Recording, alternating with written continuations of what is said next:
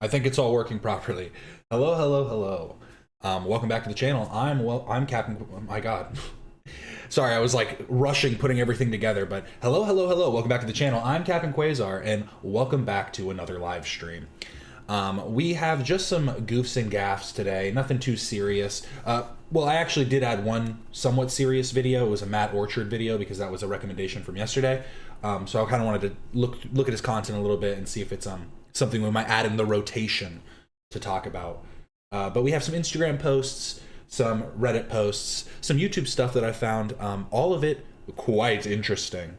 So I'm going to give it just a second, make sure I have this posted on the Discord properly. I do. We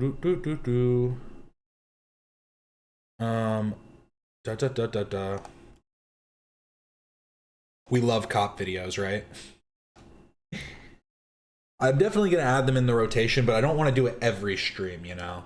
That would be overkill. But this one is, I think it is. But tomorrow's gaming, so, you know, it is what it is. But let's get us started, just making sure. Doom. Okay, we're all good. Oh, and let me put the poll up. I do actually have a fun poll for today. You must live inside one genre forever. Do you choose an early 2000s edgy comedy, bleak prestige drama, Saturday morning cartoon, low budget sci-fi? And basically the context for this is it will be your current life basically transformed into this genre. So like any dramatics that happen within your life would then be, you know, that much more in a bleak prestige drama, and it'd be everything would be like darker and more gritty. Or you could be a Saturday morning cartoon. So I'm gonna put the poll up. Let me know what you think. It's so hard to come up with fun polls.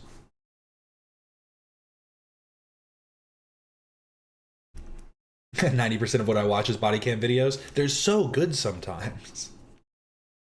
Yeah, you don't want to overcop it. Can't do that. I think the edgy comedy, early 2000s edgy comedy, is probably the safest bet. But like, who's willing to step out of the norm? You know what I mean? Honestly, I think I put early 2000s just because, like,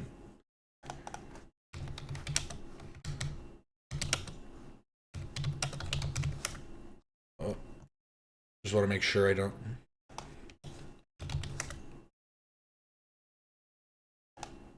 Oh, this is just best comedy films. I definitely think they extend through the 90s and early 2000s. I think they probably got a little worse towards the 2000s, and that's kind of the reasoning for this. It's a safe bet, but like it's also kind of scraping the bottom of the barrel in some ways. Low budget sci-fi is also kind of it's a safe bet just because everything's going to, like, you know, you're in a sci-fi world because you're living within the world, but then everything's like, it's not like super high tech. It's kind of like, you know, Star Trek or something, like early Star Trek. But yeah, so let's get into the stuff I have for today. We have some Instagram to start with, as always. This sight gag still works over 120 years later, and I have to say, it is true. Sorry, I'm trying to get as close as possible. It works so well.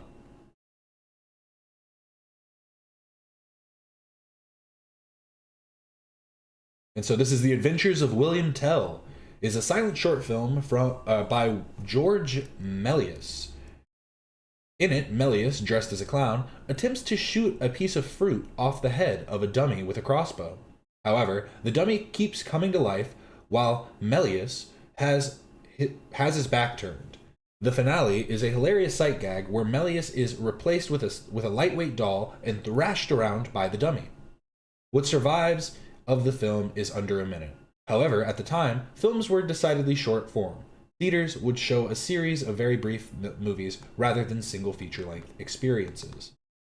Melius was a magician by trade, and he was one of the first to discover the special effect potential of jump cuts, in which he would intentionally break continuity in the film reel in order to create the illusion of objects vanishing in this case, to swap out an actor with a life-size doll. He was something of an early Zach King in that way. With his distinct visual style, he made hundreds of films of varying lengths. His techniques and visual flourishes were frequently imitated by his contemporaries. He is among the most influential filmmakers of all time, as he was one of the first to thoroughly experiment with the medium and attempt to push it further. And honestly, it still just works so well. You can do this today and it works well. It's still funny.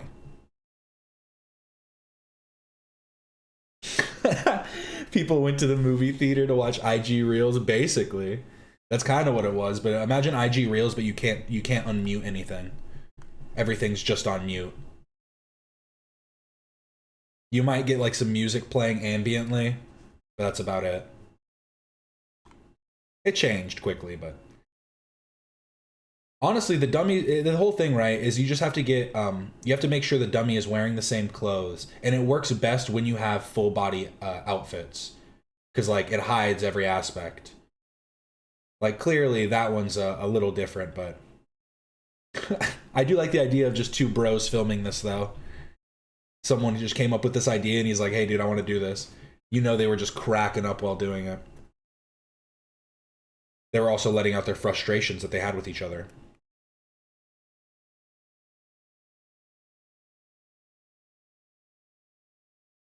But amazing stuff. This was from Whispers of Fear. I don't know why it's on this page. Why is that? I guess it's because somebody getting thrashed around. A group of orphans struggled to escape an abusive farm. Like, it seems a little out of place on this page, I've got to be honest. But it still works. This I thought was pretty funny. Have you guys ever seen like crazy crashes like this in real life? Because I've seen a few. I've seen a few.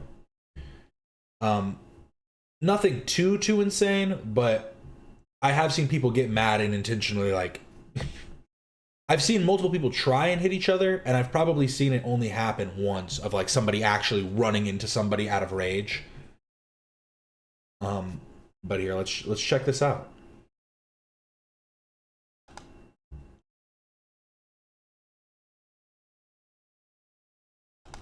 I think it's not a good play for this.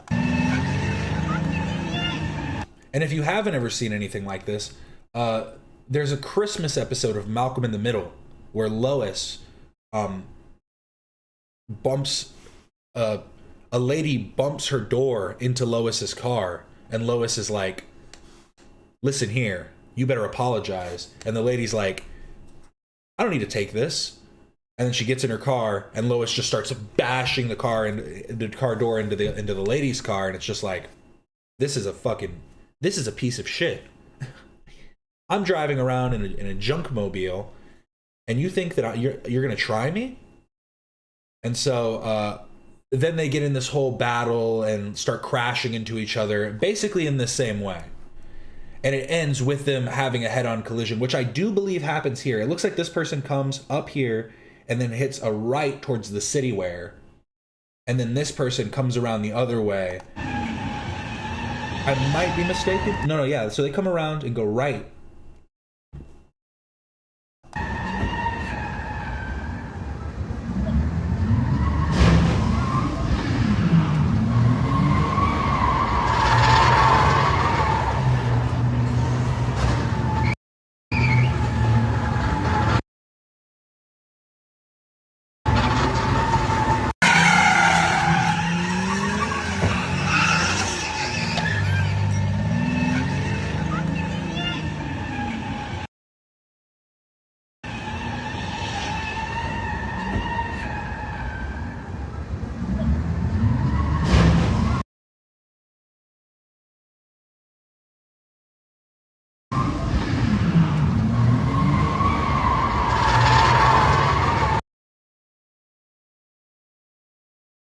They did hit. Sorry, I was muted. Is this in Kentucky? I have no clue. I've got to be honest. I mean, I guess I could figure it out, right? No, it's West Covina, California, yeah. I was like West Covina's California, but I had to make sure. Triple J's Smoke and Vape in West Covina. Go check it out. This is a good advertisement, I think. Let me give them a follow. And next time I'm in West Covina, I'm gonna do that. Have you ever been in an accident, Captain? I've been in 2. When I was young, I was an idiot. I was trying not to get onto the freeway, and I was panicking, and I ended up rear-ending the guy because I was trying to like get over, and I panicked and I rear-ended the guy in front of me. That's when I was young. I've become a much better driver now. Even then, I was like, it wasn't even being that bad of a driver. I legitimately just do not panic behind the wheel. Now, anytime anything bad's happening, I really just go and just try and be calm and collected. Because as soon as you panic, that's when bad things happen. But the second time was actually not that long ago. It was last year. And what happened was I was pulling into the complex I lived in. And when I was pulling into the complex, I'm pulling in, and then I turn left, and I'm like following the lane, down. And then as I'm going, I'm on the right side. This truck from the left crosses all the way over and it backs into me super hard, crushes in my front bumper by my wheel, like completely just it fucks the car, totals the car. But we got a payout for it, so that was all right. It wasn't like an amazing payout, but it was a payout nonetheless, and that's what you want. And so we were able to get something better. But yeah, he and then you want to know what this guy had the gall to tell me. He really went, he was like trying to act like he was watching everything. He's like, I was looking around. I don't know how I didn't see you. I was looking at the jogger. And I was like, bro, you were checking out some jogger and that's why you hit me? Like, that's clearly what happened. And he's like, oh, no, I was looking everywhere.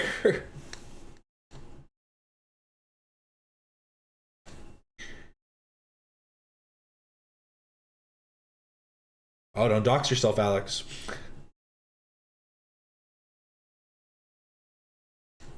Have you guys ever been in accidents? Thankfully, I haven't been in too many. And I consider myself a very good driver at this point. The comment on screen made me LOL. 400 credit score. I mean, these cars are just both paid off. You know that for sure. Because like I'd be trying to get that license plate. I'm like, I'm calling my insurance first. I'm first on it. Ooh, I've never been in a collision, but I drove into a ditch during a snowstorm in my first few months with a license. Yeah. My friend, when coming to school in high school, got T-boned because he was turning left. He wasn't drunk, but he had been drinking the night before.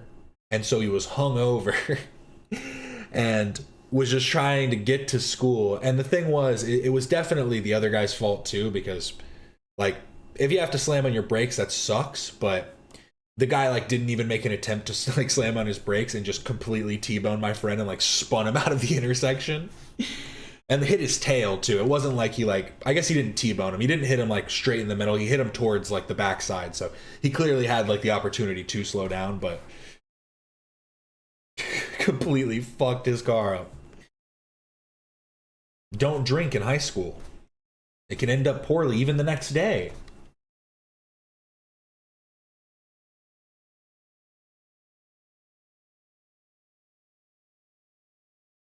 I'm picking up my mother from airport, but you're still owned. Well, I fucked up saying airport, so you're right. But yeah, so don't rage out and start crashing. Don't play bumper cars with your vehicle. That's not a good idea. You know what I just realized?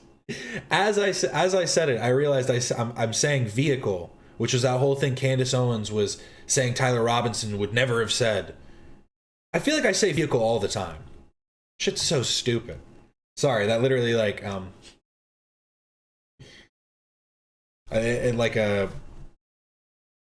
was like I was like a sleeper agent or something. It was my code word. The vehicle, it woke me up.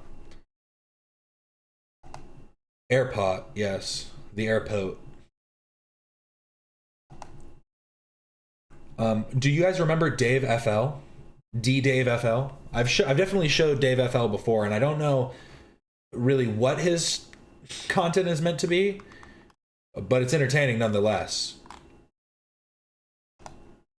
God damn it. I'm back to work all stressed out. Things are like a riot. I know I just started, but I'm about to go off my New Year's diet.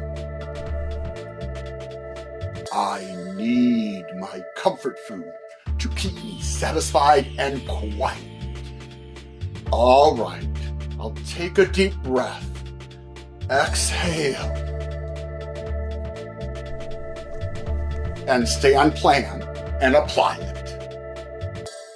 I guess he's just a motivational speaker. He got his friend Mike to do a video too. Saw the camera and it is still on run. I'm Alex. Or sorry, it was Alex, not Mike. This is Alex, if you guys don't know.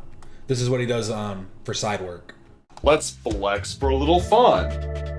What's that? Look, I need a bigger gun.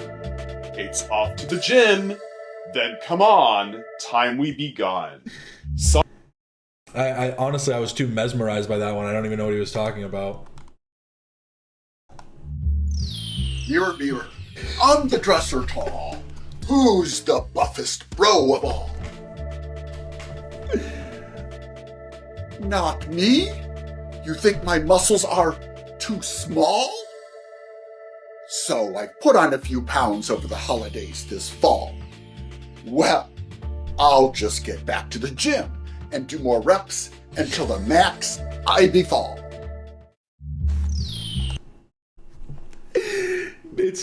I guess it is it's a little creepy maybe, but it's just so funny. It's so funny to me. And I get motivation from it. I'm getting pumped up, you know? I know I can go out in the world and be successful. Nope, I'm not an intruder. I'm Chris, you know?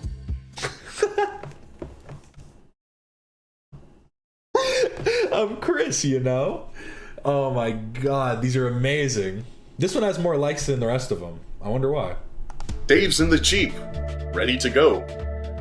Just grabbing the gym bag he forgot to throw. You're still watching me, though. These seem like setups to porn. Like, I'm not gonna lie. That's the way all of these seem. But look at this short hashtag fitness, vibe, workout, gym, workout motivation, fitness goals, Orlando, Florida. It is Florida. He is Dave, Florida. Dave, Florida, my man. Muscle building, sports, sayings, quotes, fitness advice, daily workout, bodybuilding, gym motivation, fitness journey, fitness motivation, healthy lifestyle, fitness inspiration, active living, and intruder. Those are some great hashtags to add on this video. Holidays are over, and I put on more than a pound. Yet, here in the kitchen, by the fridge, I am found. Gotcha! Just say no to those leftovers and extra food passed around. If I stay on diet and get to the gym, health will abound. Is this eggs and ham for adults? I think so. He does kind of have a Dr. Seuss flow. I love these mirror ones. The ones where he's in the mirror are just so amazing. Why do I see no gains? I've reached a plateau, I fear. The Dave Lee vibe. I didn't even read that. The Dave Lee vibe. Original writings, video, music. I gotta go to the daveleelive.com.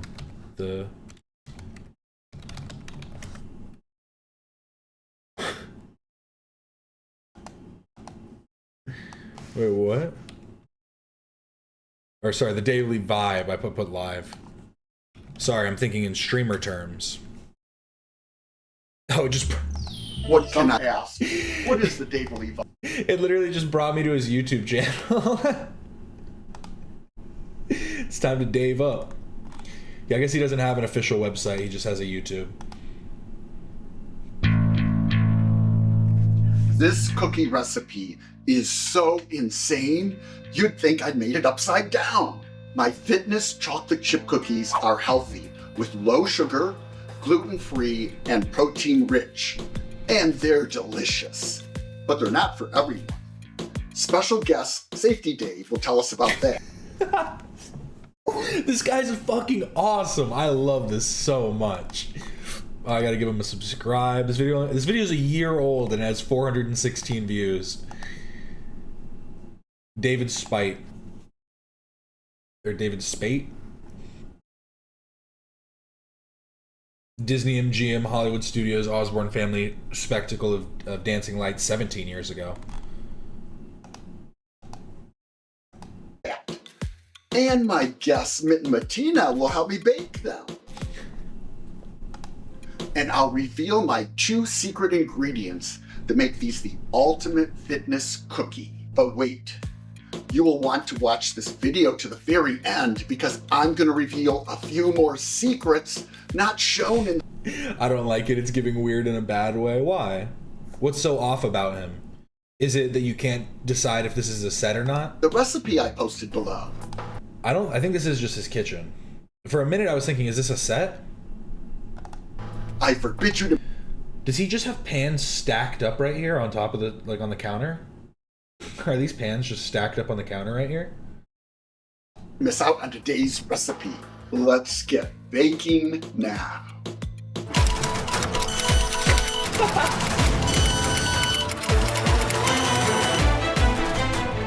Hey. Thanks. I'm losing my mind right now. I've never seen his YouTube channel before. I'm losing my mind.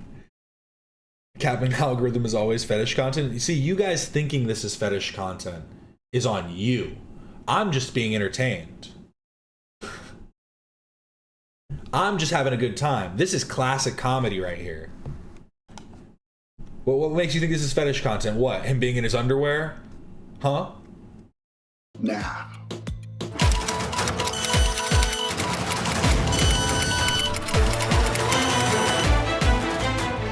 Hey. Yeah, and then going back to no shirt. Thanks for coming by. I'm Dave, I'm 62 years old, and these are my adventures to growing younger every day. Today, I'm making chocolate chip cookies the fitness way with my secret ingredients, which I'll reveal in just a few minutes. You guys just can't appreciate small communities. You guys just don't understand niche communities like I do. First, I'm going to touch on the benefits of my cookies, then talk about the ingredients, and then we'll have some fun baking them together, and finally, the taste test. So if you're wondering why protein cookies, first off, protein is essential, especially as I age. You know, it helps me maintain muscle mass and recover after workouts. Is this a real baking tutorial? That's what I'm waiting to see. He has a bunch of tips. Oh, he does. This video is 12 minutes long. He has, I mean, he keeps it entertaining throughout. He's not trying to he's not just giving you the cookies. He's giving you a whole sketch and fitness advice. And it keeps my metabolism fired up. And it keeps me full longer, so I'm not snacking mid-morning on something unhealthy. Though sometimes it's hard to resist grabbing an extra one of these delicious... Okay, I'm starting to think this might be fetish content. Here, let me look at his other videos real quick. Let me see. Sorry, we're cutting that one short. I crushed loneliness in 5 easy steps. Confronting my 6 fears at 62. Do we think he's really 62?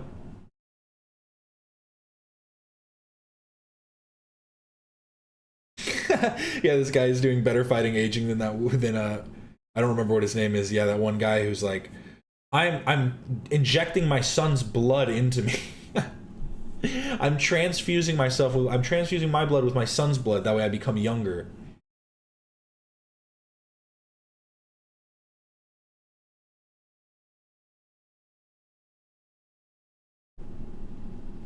I guess this one's the shortest. What is more frightening than a haunted house on Halloween? Oh, see, this one has 3K views. This one popped off a little bit.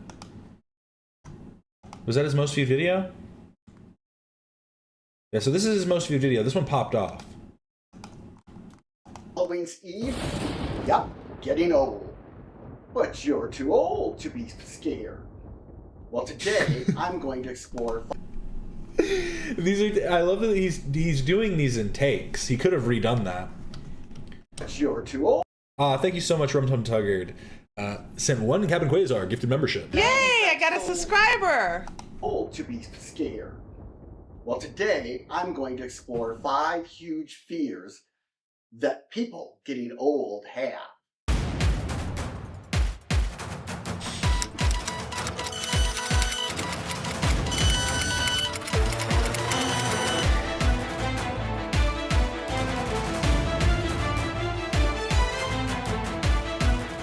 Hey. I'm so ready for us to not see this guy on screen anymore. Yeah. After that one, I think we might be done. Thanks for coming by. I'm Dave. I'm 62 years old, and thanks for taking this journey with me as I search for a way to keep growing younger. Yeah, he does have those baby hazels, we have to remember. Today's adventure is all about fear. What do you fear most? Most people fear getting old, and once we are there, well, I have a list of 5 huge fears we have. And as a bonus, I'm going to talk about fear number 6, which is change in physical appearance. And we'll get to that. Okay, yeah, I think he's literally just going through death, feeling a big you're alone, being unwanted, rediscovery. For my purpose in life path, I'll show you the steps I took to uncover my purpose and transition back to the living. At number 3 is loneliness. You know,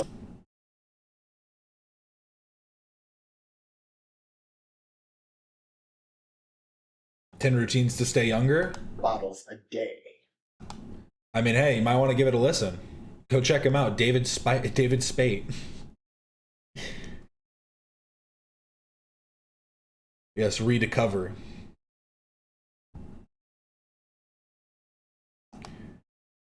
You guys can't make me hate Dave Florida. Never in a million years. I will not cut into the drive-thru to save time.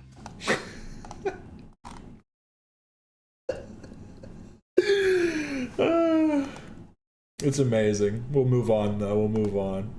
It seems to be a bit of a mixed bag in the audience. I don't want you guys turning away. Oh, that was beautiful. It was great stuff. Bye, Dave.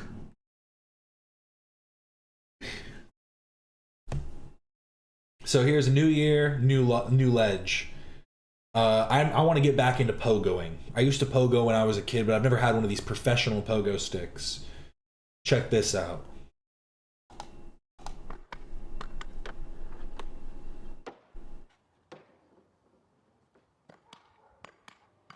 Hell yeah.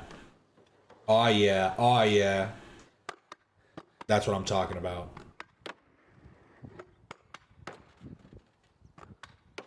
Okay.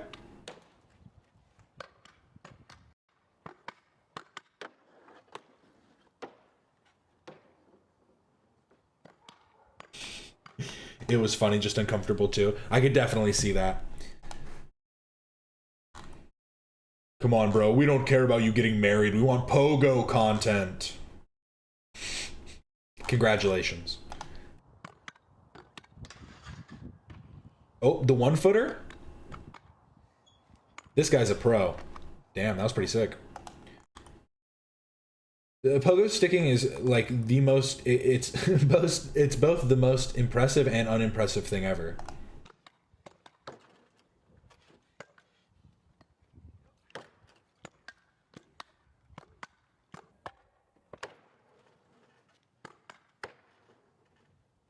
I feel like every time I tune in, we're watching pogo content, learn to pogo, bro. I'm still trying to get back into skating first.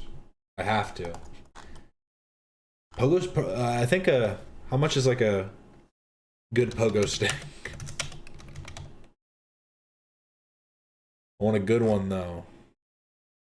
Like $70? $470? Depends on where you go.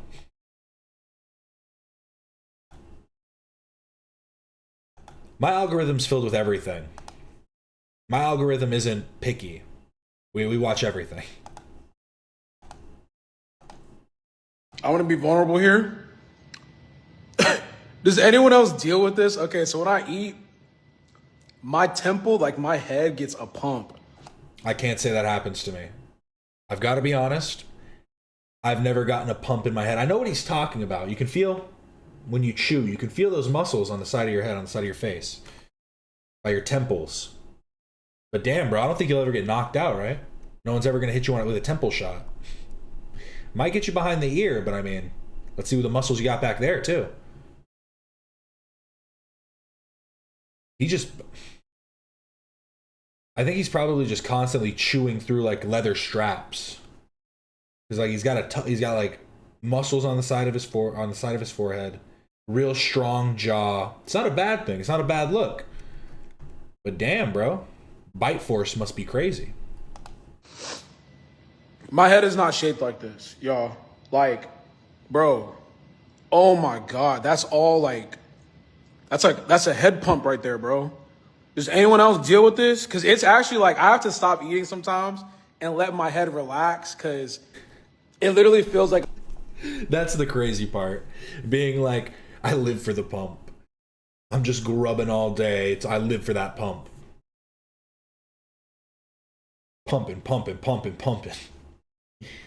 I pump, and then I pump, and then I pump.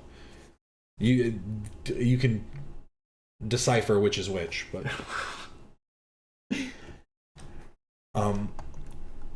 But I don't think many people deal with this, I've got to be honest. Yeah, what's he chewing concrete? That's what I'm saying. Like, I know people like use leather straps to like increase your, like, strengthen your jaw. I feel like he just must break them. I'm doing bicep curls, and then this swells up so much it's uncomfortable. Y'all see that? I'm being vulnerable with y'all. Don't, oh my God. Nah. What, bro? You just look strong. What's wrong with that? Oh, I can't play the song, but I found the slide. This person found the slide. Shout out. Big ups. Found the slide, and I have to say, quite impressive. First person to come out. Yeah, see, someone said it here. First person to come out facing the right way. Literally. Feet first. Everybody always comes out like sideways, neck broken. She conquered the slide. Big ups. And then we have Judge Elvis. Have you guys heard about Judge Elvis? This is a little bit older. This is from 6 weeks ago. Missouri Mudge. Amazing. It's not Missouri anymore. It's Missouri. Perfect. Missouri judge loses his job over too many Elvis references. Oh, mama.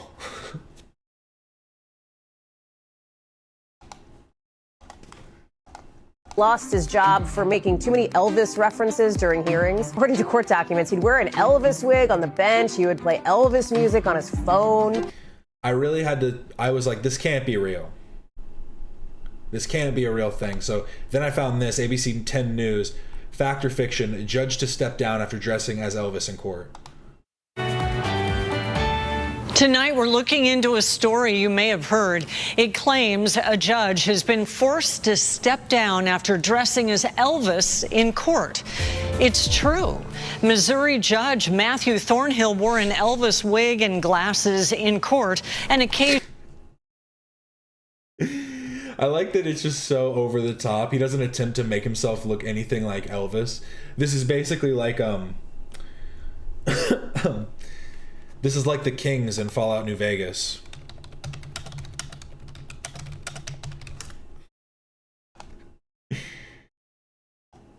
If they had a judge, I guess it doesn't represent it well when you just see a picture of this. But that is like their whole thing, is that they're trying to be like Elvis. They look up to the king. Oh yeah. But this would be if they had a judge. Yeah, it's definitely a plastic wig. That's even more egregious, right? Because if he was just doing his hair that way and like trying to make himself up to look a bit like Elvis, that would be one thing. Then you'd be like, okay, I don't know, maybe not okay. But let's let it play. Occasionally played the singer's songs during proceedings. Thornhill says he's loved Elvis since he was a child, but the state judicial commission wasn't impressed, saying he violated the rules requiring judges maintain order and decorum. Thornhill said he was just trying to add levity to the proceedings. You're going to prison, baby. Whoa. Like, what are you talking about? Sorry, my only Elvis impression is just trying to do Johnny Bravo, basically. But acknowledged the mistake. He has agreed to be suspended without pay for 6 months and then... Sorry, I gotta put you in jail. Have a blue Christmas in prison. You'll be so blue, you won't see your children. It's like, what the fuck was he doing? Bringing levity to the courtroom. Serve 18 months before retiring. If you would like to submit a question to... I don't think I have any questions. But now we're gonna move on to Reddit. Have a few Reddit posts. It seems like you're ready to be a judge, Cap, and I think so. Put me in his place. They won't even seem like he went missing. And I'll replace him perfectly. Elvis has left the courtroom. I saw this petition for H3 Store to re-release the OG pod mugs, and I have to agree, just because this resale is crazy. $325. I understand the market. The demand sets the price, but my God, 6 viewed in the last 24 hours too. It's a hot commodity.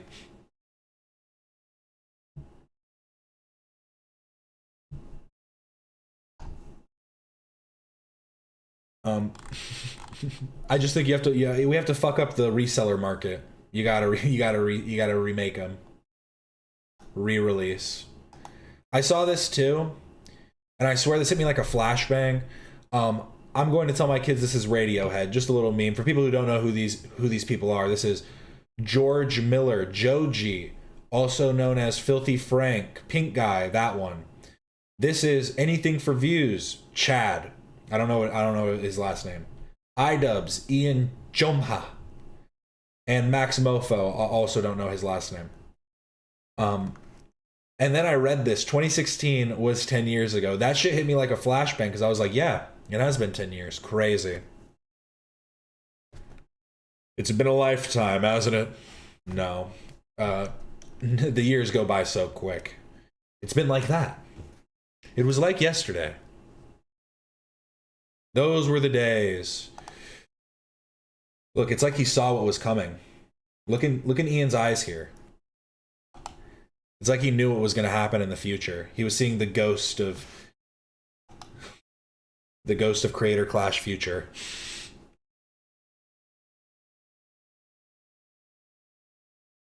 I would never buy secondhand H3. Too high a chance as a snarker. That's a good point too. And that's why they would make it that high, because they're just like, oh, you know what I'm going to do? I'm going to get my get back. I'm happy to announce I didn't watch any of them, LOL. Content was good. Max Mofo was good. The content that they made together was all right. The podcast that they have now, Cold Ones, is decent. iDubbbz full fall off. And I've said it before, maybe I'll go over some of his old videos at some point. It was never good. It was literally always on the same level as Leafy. He just knew how to pick a target better. That was literally it. He knew when it was punching up versus punching down versus punching across. Oh, thank you so much, Beppis. Sent 1 Captain Quasar gifted membership. Yay, I got a subscriber. And this one goes out to iDubbbz. Stoic.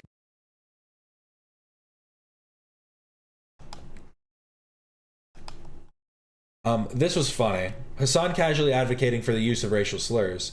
I don't think this is what he's doing, but there's another community online where they do sincerely get mad about the term gusano while advocating for, I think he meant white people, while advocating for white people's rights to say the N-word. And what he's talking about is, thank you so much, Bepp. I sent 1 Cabin Quasar gifted membership. Got 2 going. Yay, Wow. I got a subscriber. But what he's talking about is destiny, because he calls destiny, I mean,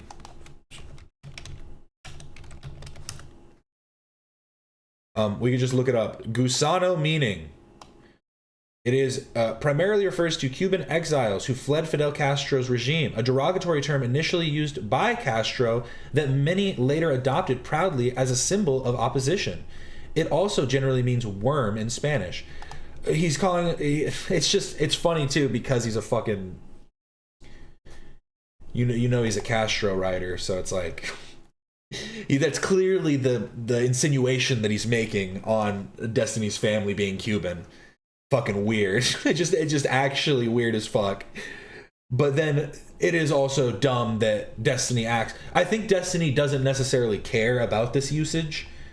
I think that he's merely calling out the inconsistency in Hassan's logic in using it while being against the usage of the N-word. But hey, we can be against both, right, folks? Ain't that right? Ain't that right, everybody? It's just such a dumb point. Like, yes, some people are stupid. For me, but not for as Alex the Fiction would say.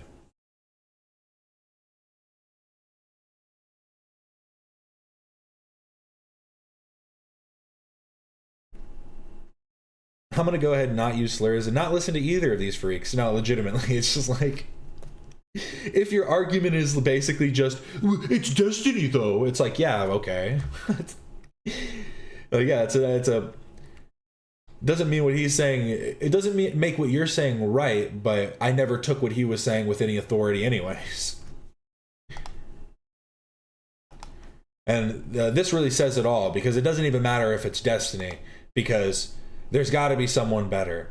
You know your country is fucked when these two are the biggest political streamers on the left and right. We got Hassan shocking his dog, and then we got Asman wore this shirt for a month straight without washing, or without showering. I'm assuming that means he didn't wash the shirt either. It's interesting that he thinks that the non-showering part is the part that's worrying here. Because it's like both aspects of that are bad, but he's just like, of course I'm going to wear the same shirt every day. Like, I feel like that's almost like what he's feeling, like why this was posted. Like, this is Asmongold clips. I wonder, is that his official clips? I see that one posted a lot, so it may or may not be. It's okay, Bobby. You'll get in here eventually. I'm stuttering a lot today. It happens. This was funny. Okay, so I asked AB to ask Lena's mom, Anne, to give some clarity on what makes Ethan look 60. We all need to hear this. It needs to be said. It needs to be brought to the forefront of our attention. Somebody said, why did you think Ethan looked 60? Is Ethan gonna watch this? Nah, he won't see this. No, I don't know. It just looked, maybe because he lost weight or something. I don't know. That's the Adelina age. said that you thought you used. You said because he kind of looks like you were using Baba as like a sample. Yeah, Right? yeah. So I used my husband. Yeah. as an example. Yeah, I used him as an example because somehow he looked like him, and my husband's around that age. So, see, she wasn't being mean saying he looks old. If anything, she was just saying he looks handsome. She's like, well, he looks kind of like my husband, so, you know, so she just thought he looks kind of, you know, he's like, oh, he looks like my husband, maybe around 60. She doesn't think her husband looks like a bad 60. She was just making a guess. Yeah. So I That put makes sense. 60 for him. Yeah. Sorry, was that super quiet on your guys' end? I did not see. It might have been super quiet, my bad. That's the Adelina age. said that you thought you used. You said because he kind of looks You said- like you.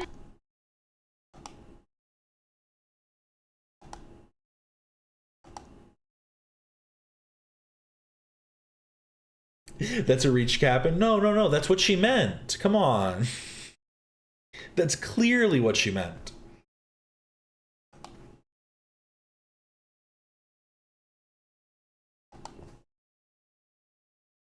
Ethan just went, his face fully dropped when she said 60.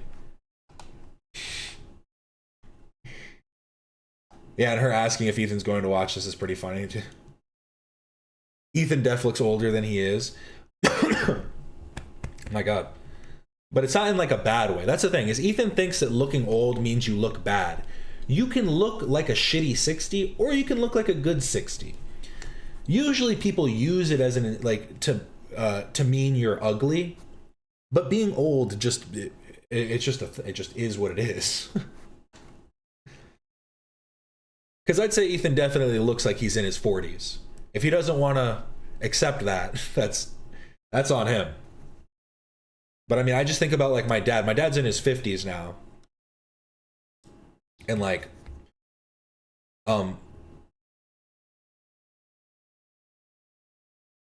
like when he was in his 40s, he had a full gray beard and like gray hair, and my mom hasn't grayed as much. That's just how the cookie crumbles. Yeah, and losing weight does make you look older too. It's the loose skin. No, it's just I think it also adds a more sometimes when you're just losing weight, and this isn't a slight at Ethan, because I know some people use it as a, oh, he looks freakish now. Oh, he's just on Ozempic and got too skinny. But I think when you don't build like extra muscle mass when losing weight, it does add to you looking a bit more gaunt. But some people like a gaunt look. I mean, look at all the love for Pete Davidson. You know, that's what we got to remember, right?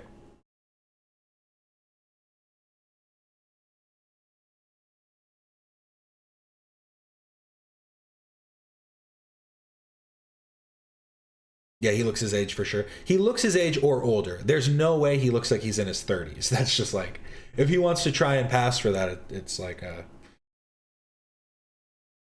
a stretch for sure. He always says he doesn't try to look good. I think everybody tries to look good, right?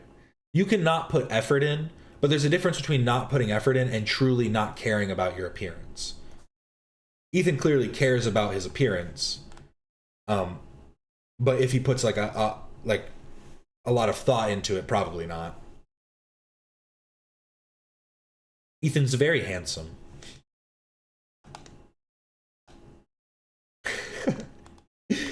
Ethan's super handsome. I agree. I'd let him give me money. That's just like what it sounds like. Just being like, yeah, no, yeah. Yeah, I'd give him 38 at the youngest, but not a young looking 38. Yeah, exactly. Like if he said he was 38, you'd believe it. But if he went like, I'm only 34, you'd go, ooh. You'd go, ooh. You'd give him like, oh, bro, that's rough. Yeah, Donna is a good example of looking amazing for her age because she's so well styled. No, literally, I forget how old he said recently, but I remember being shocked because I know Gary's quite a few years older than Donna, but still, like both of them look relatively good for their age. Ethan just hates the white hair gene. He's like, no, where's it going? Yeah, he's a cutie, no payment accepted. Exactly. Yeah, he has weird. Ethan has said he has weird feeling about looking attractive. That's why he dyed his eyebrows, reverse mohawk, black hair dye, etc. Well, I think that it's and I can kind of agree with this. It's like, especially if you used to be chubby or used to be like if you used to have like something about yourself that was that caused insecurity, then you probably you're less quick to accept compliments, and it feels weird trying to put in that extra effort. Like if you put in that effort to look good, it almost like will remind you of, like, it feels like putting on, like almost. And so you almost do the opposite to try and counterbalance it, because you're like, I don't want to look like I'm trying too hard, but I don't want to look bad and let myself go. But it's like putting yourself, like doing the reverse mohawk, right? The reverse mohawk isn't necessarily a bad look, but to be fair, they also spun for that look. So he could have gotten like way worse options, but he just got that one.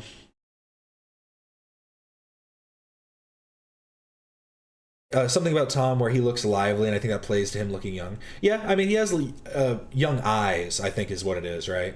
He's like very open in his like in his brow. He doesn't like have like a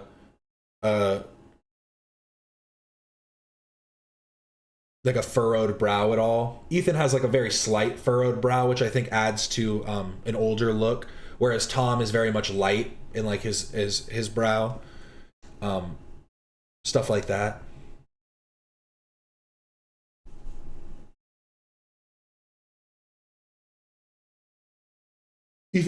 Tom has really soft lips. Really, Tom actually just has really soft lips and really supple skin. Feel like this isn't the same though, since Jeff knew Hassan and gave him haircuts on stream for years. Either way, he replied to something unrelated, but this probably made him a little sad. And someone said, unsubscribed for this one. Hassan is a bad human and a grifter. He is to Ethan what David is to you, Jeff, a backstabber. After everything Ethan has done for you, this is very disappointing. And I had to reply, and I just said, I don't remember Hassan smashing a fucking crane right in Ethan's head. And I don't think that they're the same, because like I said before, I don't think that, like, to me, Jeff does seem to do it. Maybe he does call Hassan a friend, perhaps, but I don't know. The relationship does seem more like transactional in the way that he just does the haircut. He was kind of like doing like some clickbaity stuff by showing him the Gucci Marks shock shock shock song, stuff like that.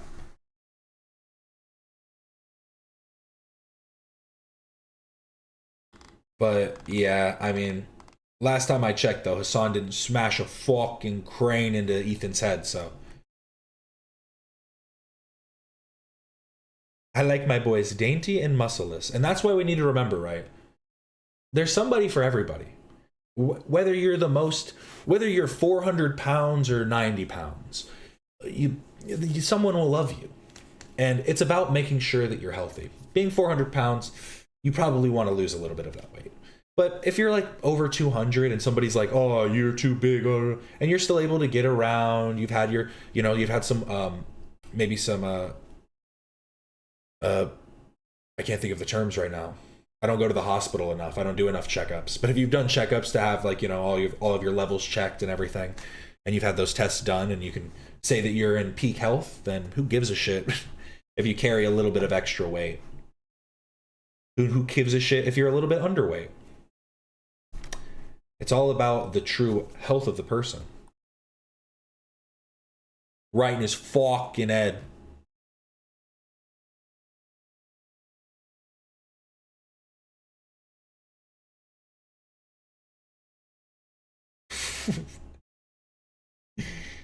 Yeah, if you're 5'3" and 100, I don't remember how that song goes at all, but I know what you're talking about. Because, like, clearly, right, the thing isn't to shame them, but it is to try and, like, because we have to remember, too, that a lot of a lot of the time eating disorders are formed through that like feeling of inadequacy that then you know what I mean, like feeds into those different eating disorders. Sorry, no, there was no pun intended there. That was kind of bad look. Oops. But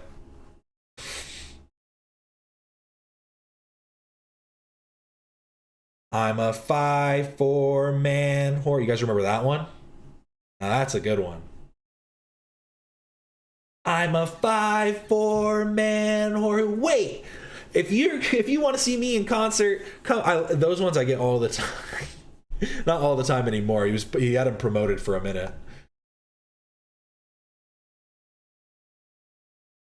I think it was 5'2" with a little attitude, because I think that rhymes kind of. 5'2" with a little. I don't remember. I don't remember how the song goes at all either.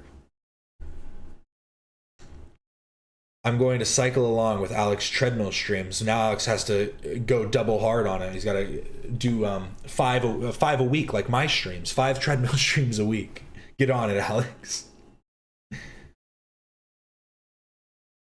That song is so annoying. I don't like that guy. I don't really like him either. But here, now we're gonna move on. This will be a bit of a shorter stream. I have these 3 picked out.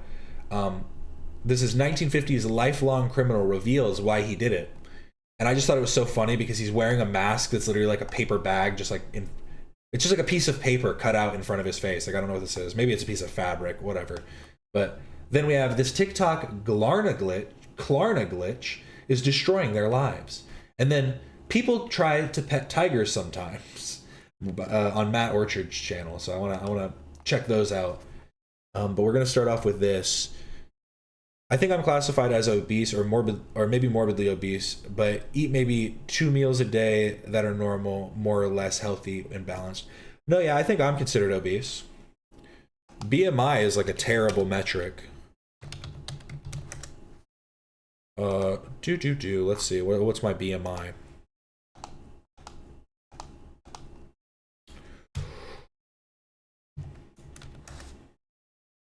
Yes, I'm in obesity. I'm at a 30.8 is what it says.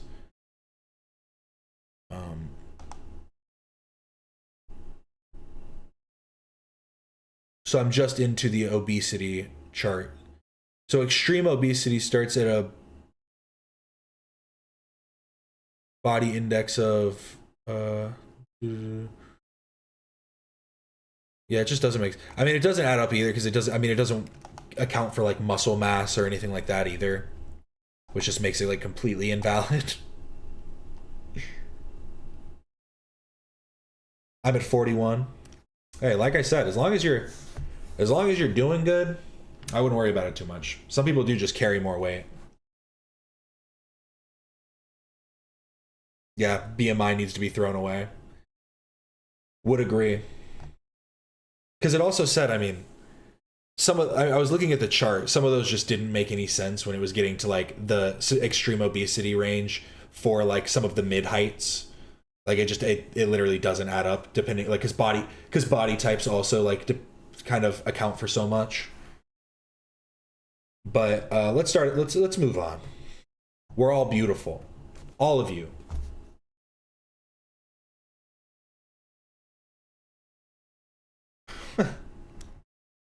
I am not doing good, hence why I'm this way. 0 activity in my life these days due to chronic illness. I mean, maybe try and find a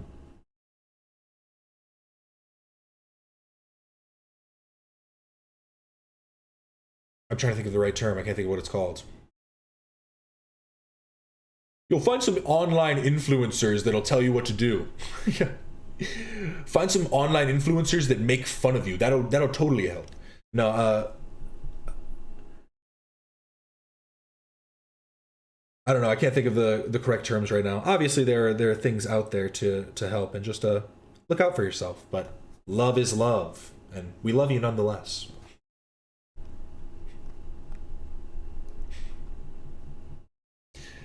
Yeah, low impact activity, stuff like that.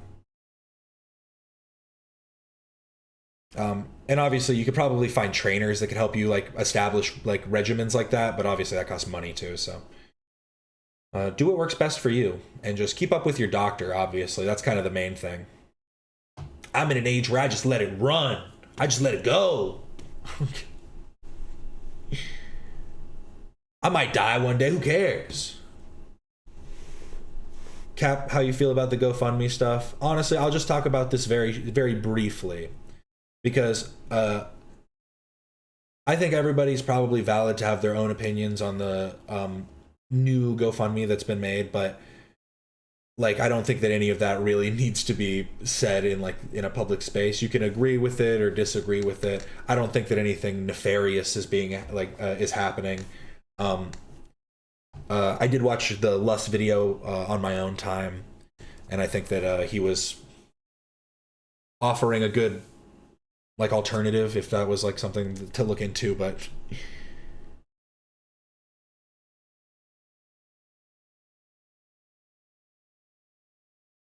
yeah, I'm in the Midwest, so finding somewhere to swim is kind of difficult. Yeah, that always makes it harder.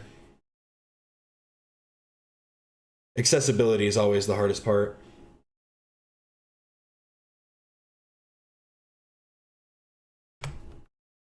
Yeah, the YMCA, but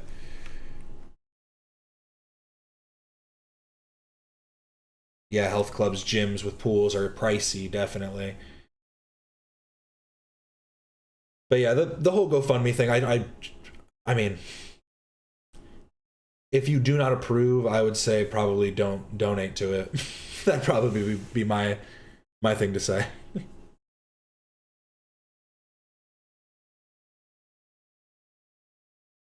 Yeah, I thought the video was, I mean, good or bad kind of depends. I thought it was definitely empathetic, and he was trying to offer some kind of an alternative based on his personal like opinion on the subject. So whether it needs to be talked about at all is kind of the, like I've said. I didn't like the Lust video at the beginning, but it was nice he offered a job. Yeah, it's like, it's one of those things where it's like, it doesn't necessarily need to be talked about. Like maybe he could have just offered it to her in private, but I mean, if she's being public about the stuff anyways, we can talk about her not being like a content creator or anything, but like she is putting herself out there in some respect. And so that does like it will draw criticism regardless. And so I feel like somebody like Lust talking about it probably isn't as negative as other people that will. So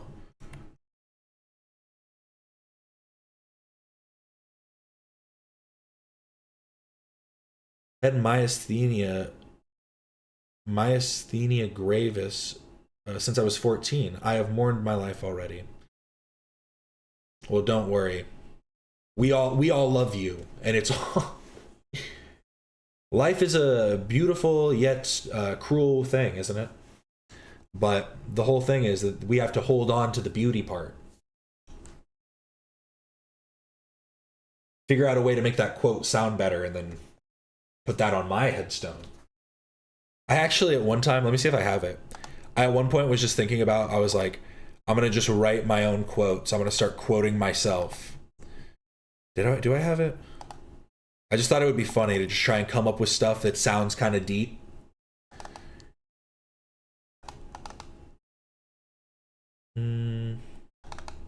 I literally called it quoting myself because I'm deep.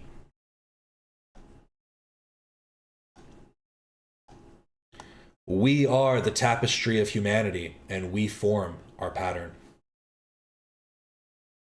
Here we go. This one's a pretty good one. Put this one on my headstone, on my urn. I hope the words I speak will one day mean more than the person I could ever become, but I also hope, more selfishly, whatever void I do leave is felt by those who truly listened.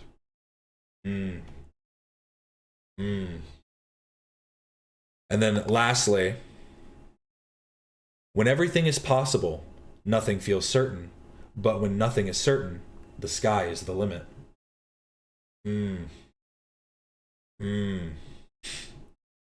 I'm so deep. I'm so deep and shit.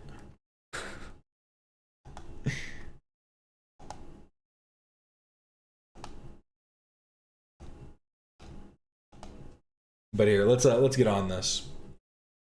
This is 1950s lifelong criminal reveals why he did it. I understand you're not from a large city area. Are you from a farm or a small town? Small town. What part of a small town? The so-called good side of the... When's your next music stream? We do them every other Tuesday, so it will be next Tuesday. I mean, we might show some stuff maybe on the members stream on Saturdays, just because we can, but the ones dedicated for music are every other Tuesday. If they start getting like more popular, maybe I'll I put them up for members right now just because that's the easiest way to do it. Very enlightening. Thank you.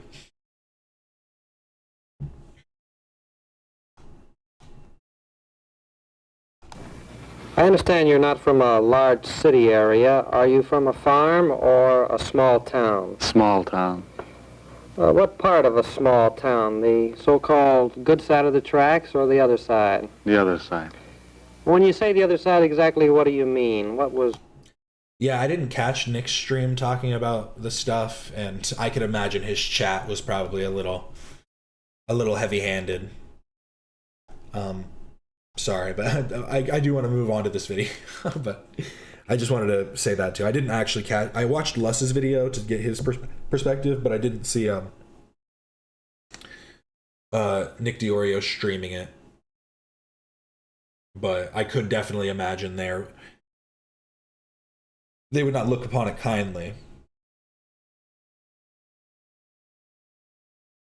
Yeah, and like I said, I guess that's kind of my opinion too, is like Lus was at least trying to offer some kind of a solution, which is kind of like, I could definitely see that with a bit more grace about like talking about the subject. But Nicholas DiOrio is definitely just a drama streamer who's just gonna... I mean, what's the point of talking about something this like minuscule?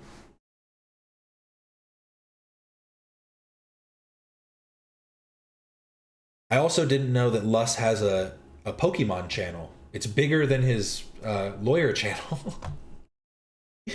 I thought that was interesting.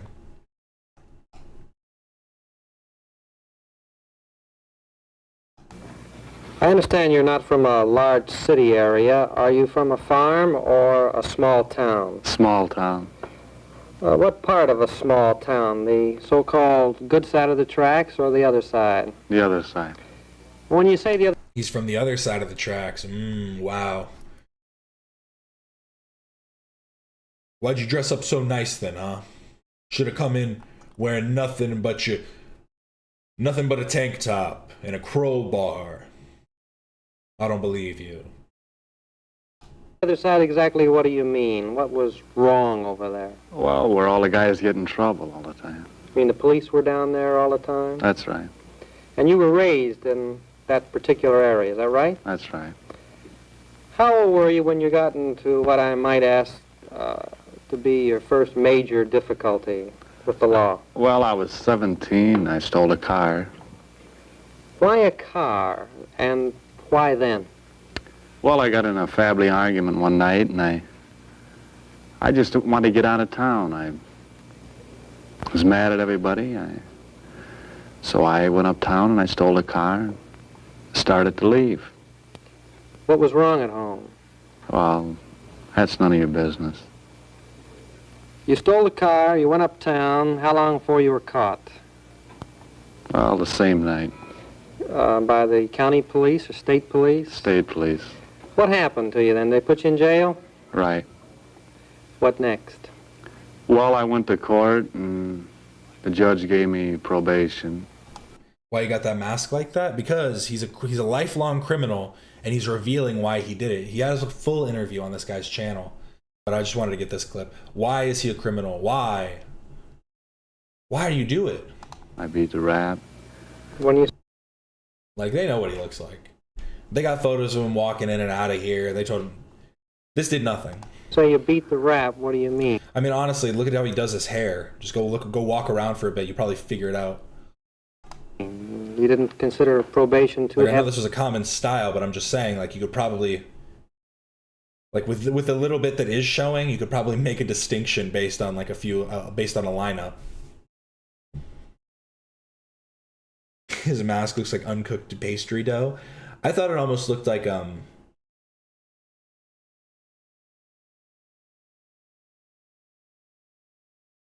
parchment paper or something. Like it looks very thin, but I don't know if it's maybe a fabric. Heavy? No, that. I thought I got off pretty light. I mean, Did you make probation all right, or did you get in some more difficulty? No, I got in a little trouble. What sort of a couple trouble? of weeks after probation. What sort of trouble did you get in? Well, I burglarized a place and got sent away to reformatory. For how long? I also feel like giving up this much information is kind of pointless to use the mask, because again, they could probably, the investigation would be able to cross-reference all this data, be like, okay, so this is true with this guy who did this, and then we got this arrest, and blah, blah, blah. Like they could definitely figure it out. For 1 to 3 years. So you violated... It's Jim Carrey doing the Silence of the Lambs and Cable Guy. I was gonna say that's a deep cut. That's a pretty popular movie though, but it's kind of a deep cut. But I know what you're talking about. Your probation. Well, what did it mean to you to violate your probation? That would be pretty rough on the average. Oh, he probably wears the mask during his crimes. He's in character. He's method acting. Oh, he's like, I have to get into the role before I can explain. Person? It didn't bother me. Well, why it didn't just it? Happened. Why didn't it bother you? Would it bother the average person? Well, I'm not the average person. Did reformatory do anything for you?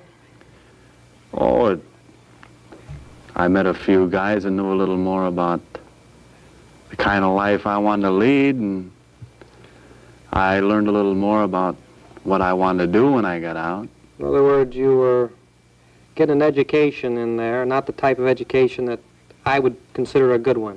Is that right? That's right. When you got out, where did you go? Did you go out on parole, or did you serve all your time? No, I went out on parole, and I got out on parole and went to Oklahoma. And I met a couple of guys in Oklahoma in a bar one night. And, well, they were the same kind of... Get to it, man. You're talking so slow. Like, unless you're getting to, like, how you killed a bunch of people or something, like, what are you, a carjacker? What are you doing? Are you a hitman? It says lifelong criminal. I'm just, like, chop. Guys as me, so I started talking to him. We got pretty friendly. And we went out this certain night and robbed about 9 motels. You were using a gun, Right? and you met some fellows in a bar. That's right. You said they were something like you. What do you mean by that? Well, they kind of thought the same way I did, and they how did- wanted the same things I did. They wanted the same things. Well, when you say that they thought the same way you did, what are you talking about? What do you mean by that? Well, they wanted money easy. They didn't want to... No, exactly. He better have murdered people, or this is just taking too long. They would have died by now anyways. This was so long ago. Work for it. There's a lot of suckers in the world, and we didn't figure we were the suckers, so we just get it the easy way. Didn't you figure there was anything wrong with this? This might sound a little funny to you from what you've said, but a man could have gotten killed in a motel robbery. What about that? He got killed. Didn't make any difference to you? That's right. Why? Well, it's... I'm sorry, I was reading chat for a second. What about that? Gotten killed in a motel. Didn't figure there was anything wrong with this? This might sound a little funny to you from what you've said, but a man could have gotten killed in a motel robbery. What about that? He got killed. Didn't make any difference to you? That's right. Why? Well, it's... Why wouldn't it make a difference to you for a man to get killed? Because he's a criminal. What kind of question is that? Dead men tell no tales. That whole thing, you know? No witnesses. No crime. That whole thing. It makes the job a bit easier. And if he is a true criminal, I mean, he honestly, maybe he's talking so slow because he's a sociopath. I've seen a lot. It's weird. Maybe they think they sound like, I guess maybe they're trying to be more direct with their language, so they take a little bit more time. If you watch those videos where kids want to act like they can outsmart the police, you know what I'm talking about? I swear, like, sociopaths do it all the time. And it's like, just talk, bro. You can stammer. It's fine. We'll get over it. No woman, no cry. Exactly. Maybe by your hand. I wouldn't nobody worry about me if I got killed or anything. So I don't worry about anybody else. This is if I'd killed him, it'd just been another death to me, is all. That's the way you operated? That's right. That's the way these fellas operated? That's right. Did you think you were big timers? This is not revealed the why in any way. He just is kind of going, cuz. Doesn't really help much. That's right. Well, what happened? Did you get caught for that? Yeah, we got caught, and I went in front of this other judge, and I beat that rap, too. How did you beat it? Well, the judge asked me if I wanted to... Was this the first fake news? Because I'm just thinking, like, what is the point of all this? He's saying that he got arrested for all these crimes. Like, he's owning up to them, which would give them, like, a clear, like, history of this man to be able to outline, okay, this guy's been arrested in these states, this guy's done this, armed robbery at this time, blah, blah, blah. Like, what's the point of the mask then? So then I went to Oklahoma, and then I went to Texas, and then I went back. Go in the Army, and naturally I said yes. So I went in the Army. When Alex, when you type it like that, you're putting booby. I hope you know that. You should be putting b. That's what you should be putting. Army, and I wasn't in there very long. What happened? Oh, they kicked me out. For what? Well, just about everything. I just didn't like the Army or the people in it. Where did you go after you got booted out of the Army? Well, I went home. I thought maybe I still had a home. I went home for a couple of days, but it was the same thing, so I took off again. I didn't want to work, though. And that put you nowhere, more or less. You didn't want to work. That's right. Alex would know how to do the emoticon for boobs and be able to put it in that quickly. Alex would know that. What did you do? Well, I started meeting older women than me. They were supporting you? You were living with them? That's right. How long can something like that go on? Well, until I end up in a penitentiary for the rest of my life. Why would anyone ever? That jump was crazy. Hey, he doesn't want to end up in the penitentiary. So that's why he's doing this interview.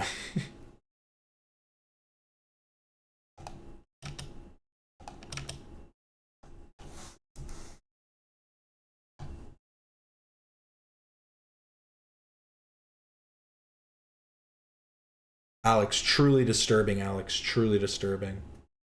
How could you? How dare you? But this is, this TikTok, my God, this TikTok Klarna glitch is destroying their lives by Atozy. Atozy's been dropping some heat lately, I gotta say. Why would anyone ever think something on TikTok called the Klarna money glitch is a good idea? Because... Well, I mean, people are just people are dumb. People were doing the Cash App glitch, the PayPal glitch, all these glitches, and you know it's like, bro, now you have a record of this. Now you have it like on file that you are doing this. Like doing it just on their regular bank account, like people just using their actual bank account to I guess in this case, just commit fraud, right? The Klarna glitch is just committing fraud. The fraud glitch. This is about to destroy the lives of everyone involved because these absolute morons can't help but film themselves allegedly committing fraud.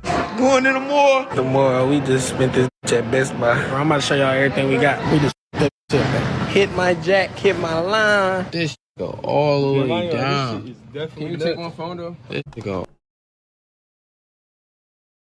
How'd they not call the police on them?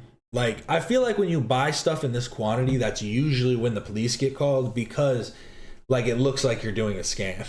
It looks like you're about to go do reselling. And what's the point of reselling at the market value? That doesn't make any sense.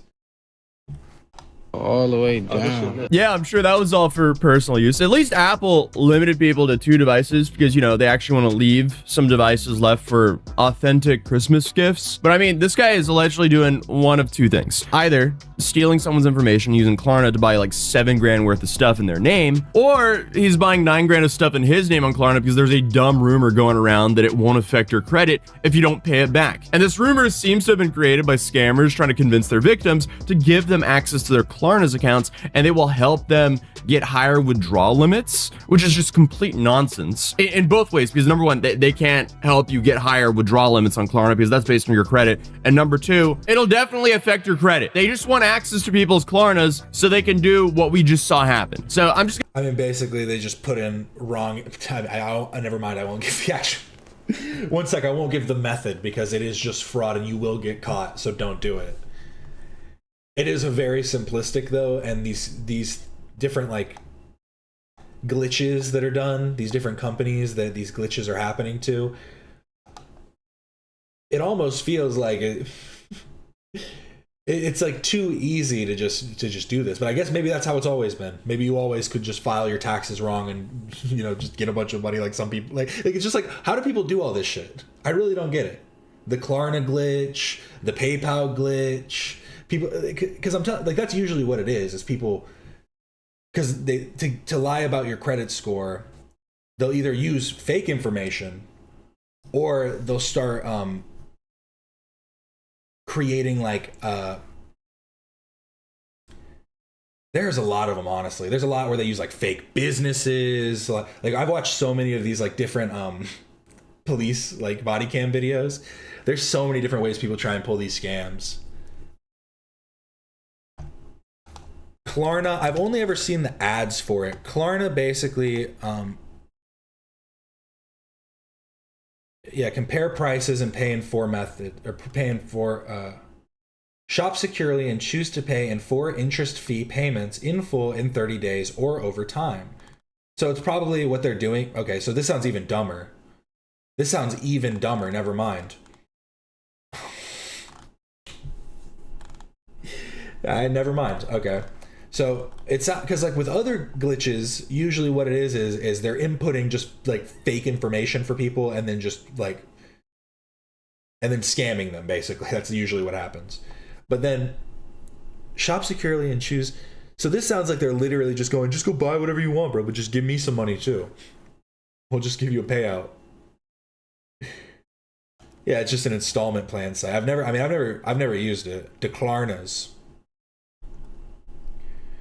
Gonna guess here and say he's allegedly buying this with other people's information and going and selling it on eBay or wherever to get rid of it. But either way, it seems like he's offloading this because he is heavily flexing his earnings. And since it's all I'm gonna guess it's gonna be probably Facebook Marketplace, and he's meeting up with people and they're paying cash for the devices. I don't think you can do that with eBay. I mean, all of this is just incredibly brazen. Like, I can't believe how stupid you have to be to document your own crimes in this fashion, because if you actually did buy $9 grand worth of stuff with someone else. Remember, guys, if you committed a crime, no, you didn't. If you just committed a crime, no, you didn't. Why go snitch on yourself? else's identity, he's looking at both identity theft and false pretense charges, which each carry 5 years in prison, and they stack. But that's apparently if the victim is from within state. If the victim is from out of state, it becomes federal wire fraud. According to Klarna themselves, federal wire fraud, it carries penalties of up to 20 years in prison. So there is no world where any of this is ever even worth the risk. Why would you ever risk 20 years of your life for 9 grand? Come on. Then on top of that, post yourself on the internet without hiding your face, just for some attention. But obviously he's not. Off topic, but did you hear about the ICE officer shooting the woman in Minneapolis? I did not hear about that, but I'm not surprised at all. That is fucking insane, though. God damn. The only guy. Unfortunately, this has become a massive trend. So here's another guy trying to recruit people to do this as well. So this is about the Klarna wave y'all been asking me about. This is the most easiest wave to get into. Y'all want to know the steps to do it. I'm probably gonna get a lot of hate for this because a lot of people trying to charge y'all the step-by-step of what to do. This dude is sitting here on Christmas Eve acting like Robin Hood because allegedly he's teaching people how to scam for free. Okay, dude, but I guess this is how this scam works. Now, if you need to know where to get fools from, then that's where you gotta tap in with me at. I'm talking about high-quality fools too. I'm gonna get into that. Oh, okay, yeah. So he's actually sitting here trying to solicit business from teaching people how to scam for free. Awesome. With the Klarna, all they're doing is they're using the fools to render credit through the Klarna app. For the ones that don't know what the fools is just basically social, date of birth, and a common name. The reason why I say a common name is because you want somebody who has a common name that match that same social. So that's the way when you go in the store and you just show the ID, you good, you know what I'm saying? That's it, that's all it is. When you run the social through the apps, you get approved for credit. You get like a credit line. So you can get 4,000 available spending power. Some people getting 5K, 10K. It's so easy. It's just about having a good site that sells.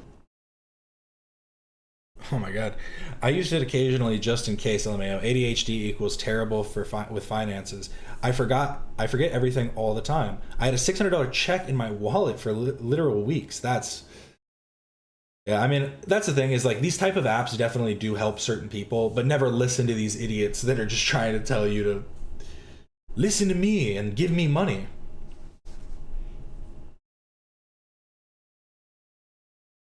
Asmongold defended the ICE shooting. I'm looking at it right now. I don't know if I'm getting this wrong. It looks like red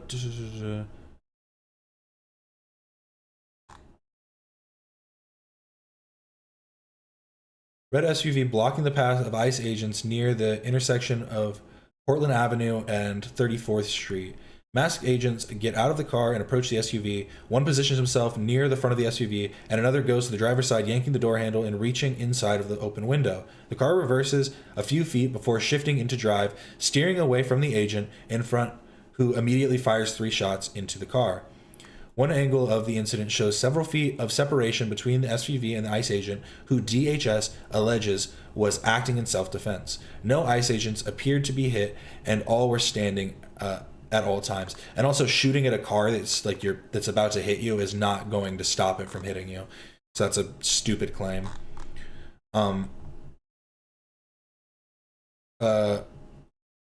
Like especially at close range. If it's a far away, then maybe, but like, got to be a good shot at that point. The shooting drew a large crowd of protesters and law enforcement to the area of Portland Avenue and 34th Street in the city's central neighborhood community. 5 eyewitness news reports on the scene saw an area blocked off with a large number of U.S. immigration and customs enforcement agents at the intersection. Chopper footage captured an SUV appearing to be carrying federal agents deploying chemical irritants as it tried to escape through an alley. So they running away using fucking tear gas, you literal cowards. Sorry. Just trying not to cough that whole time. Several city officials and MPD officers were seen at the scene. City Council Vice President Jamal Osman told KSTP that a civilian woman was shot while inside a vehicle, and Governor Tim Walz said his team is being briefed on the situation. Both city officials and police are trying to clear the scene. And they said, we are aware of a shooting involving federal law enforcement near East 34th Street and Portland Avenue. Please avoid this area. And then Governor Walz said, my public safety team is working to gather information on an ICE-related shooting this morning. We will share information as we learn more. In the meantime, I ask folks to remain calm. I mean, I understand they're federal agents, but like, should they? Like, I feel like it's just so weird. Like, I don't know if they need guns. They're walking out with fucking the big boys too. They caught one of the ICE agents with a Nazi tattoo.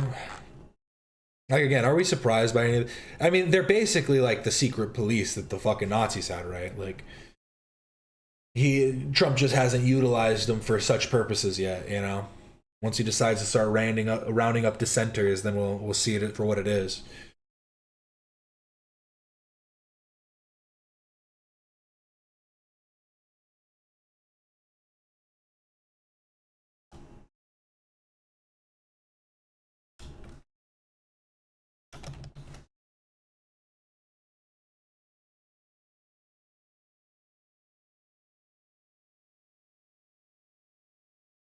Yeah, militarized Proud Boys. I mean, that's basically what the Proud Boys became, right? Like, the Proud Boys kind of dispersed, and then they're like, well, now I get to join ICE. Yay! Like, it's basically what happened. Crazy.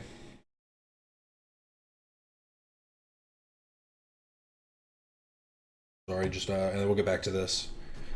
Yeah, I'm definitely not surprised by that at all, but hopefully maybe some reform comes because of this, but I don't know. I don't know if it will. A good fools. You know what I'm saying? Okay, so one of the leading ways to do this is to essentially buy data leak dumps. Apparently, the new word for that is fulls, F-U-L-L-Z. But essentially, when big data leaks happen, you have web scrapers that scrape off all that information and then sell them as dumps on the dark web, which is awesome. I sure hate a whole lot of aspects of modern society, because this is like a modern problem. It wasn't like you were in the docks in Spain in the 1600s and you find out that someone bought a ship in your name. That didn't happen. I don't think, at least. It's like, oh yeah, no, sorry. Christopher over here. I mean, talking about it is good. If you don't, like, honestly, talking about these subjects just with other people is good, because it could eventually lead to, you know, if like spreading the word does eventually lead to change when it comes to voting and stuff like that. So that is the hope in sharing stories and talking about having these discussions with people in our everyday life, even if you aren't going out and protesting or going out and donating. Like, if you don't have the means to do those things, there's still ways that you can meaningfully make a change just by having these meaningful conversations with the people around you that are willing to have them. Obviously, it's not worth just bickering with the stooges that come with these different regimes.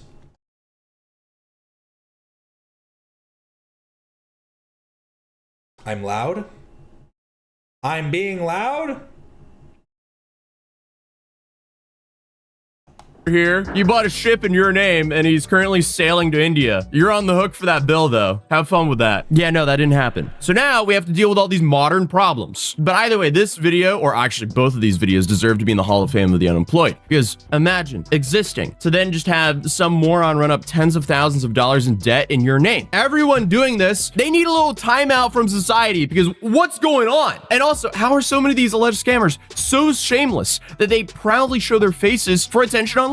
So now you have a bunch of scumbags teaching other future scumbags how to steal from people and destroy people's credit. And clearly it's happening because over 1,000 people saved this video for later. And now even the employees of Best Buy are complaining about it. You know things are bad when the employees have noticed it so much that they actually have to say something online. I think everybody about to have such a good holiday thanks to clearing them. If you know, you know. But if you don't know, let me tell you a little something. We don't got no Apple products.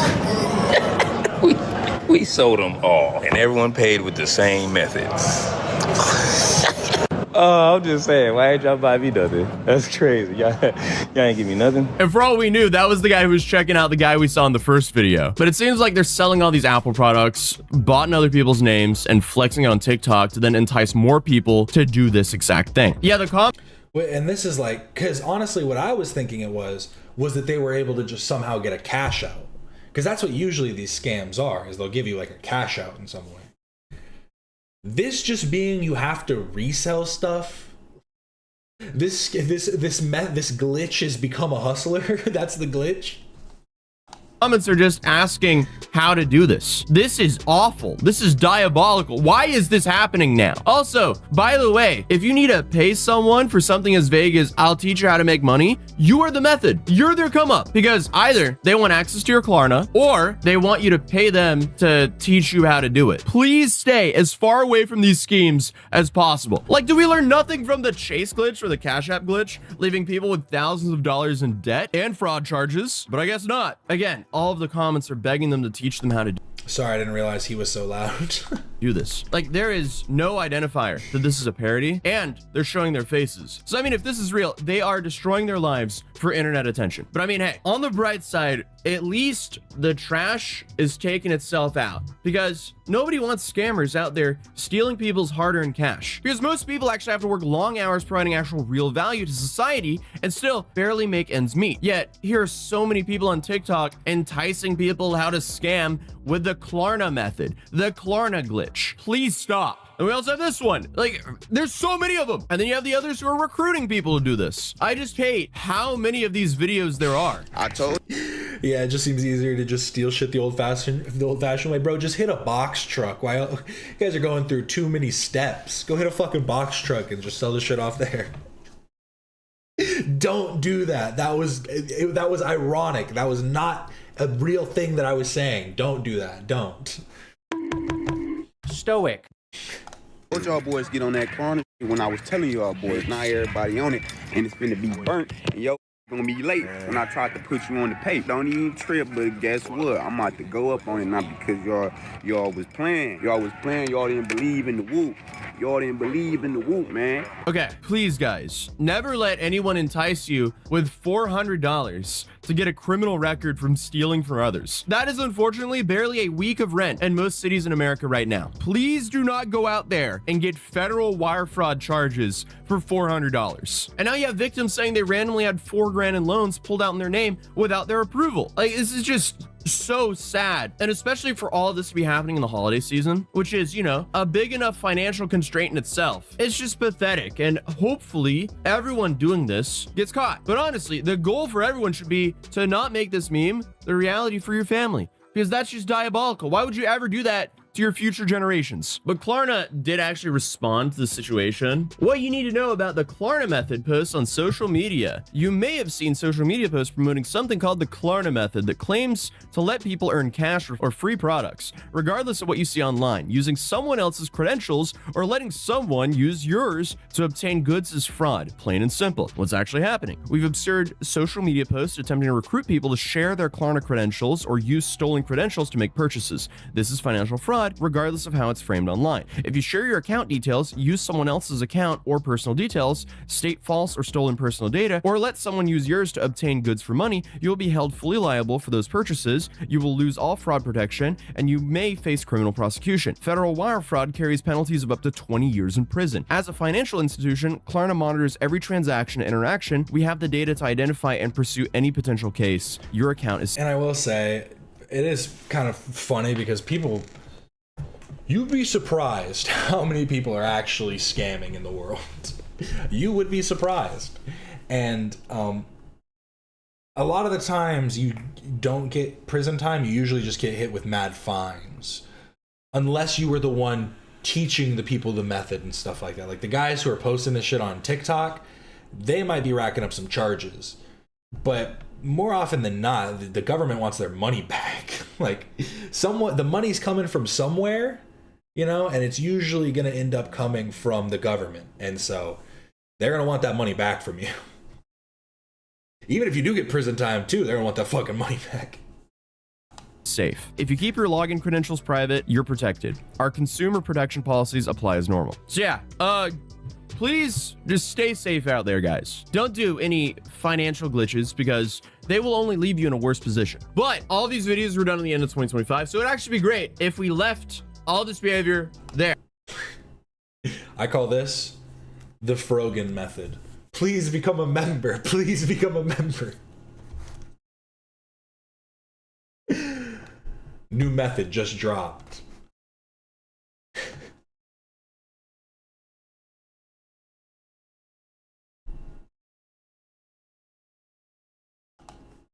Warning. The following video... Oh. Maybe I shouldn't watch this one. That I did not see that was the maybe I'll pick a different Matt Orchard video.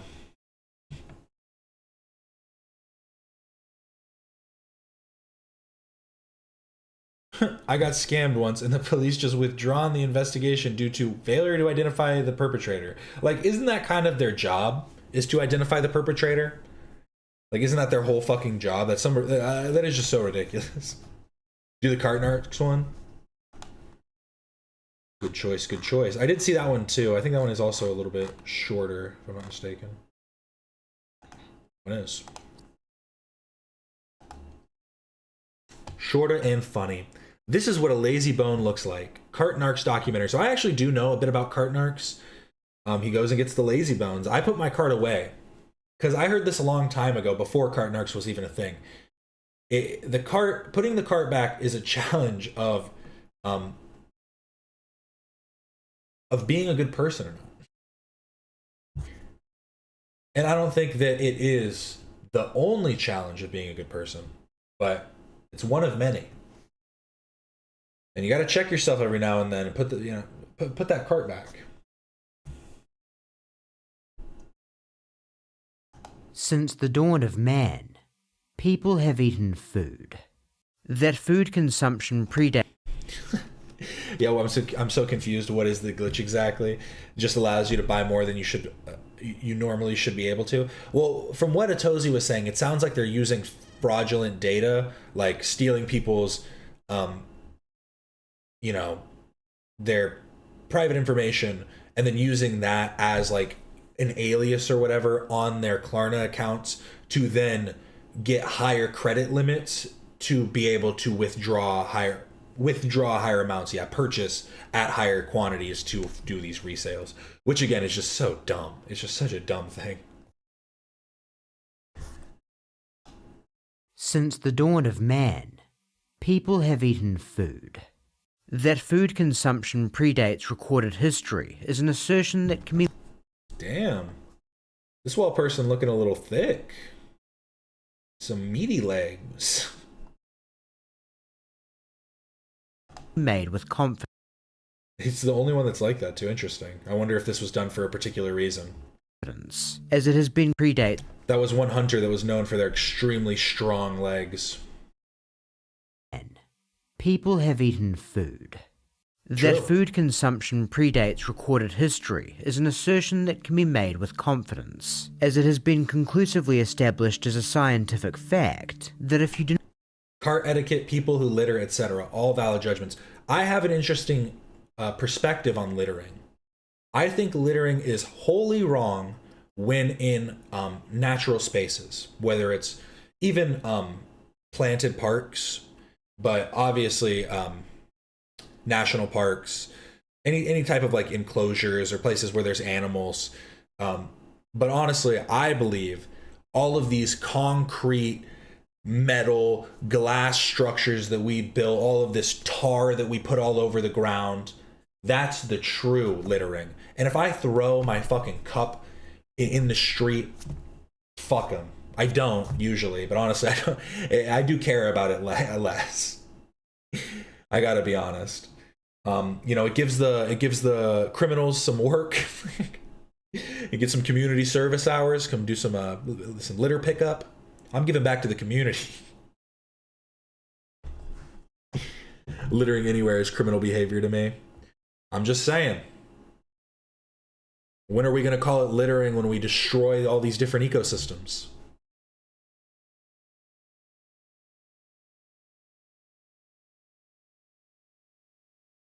What about the wild animals in the cities? They do still exist, man, and they've been displaced. Look at them.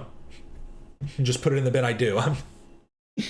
It's more of a joke than anything, but something to think about. Just saying. Do not eat food, you die.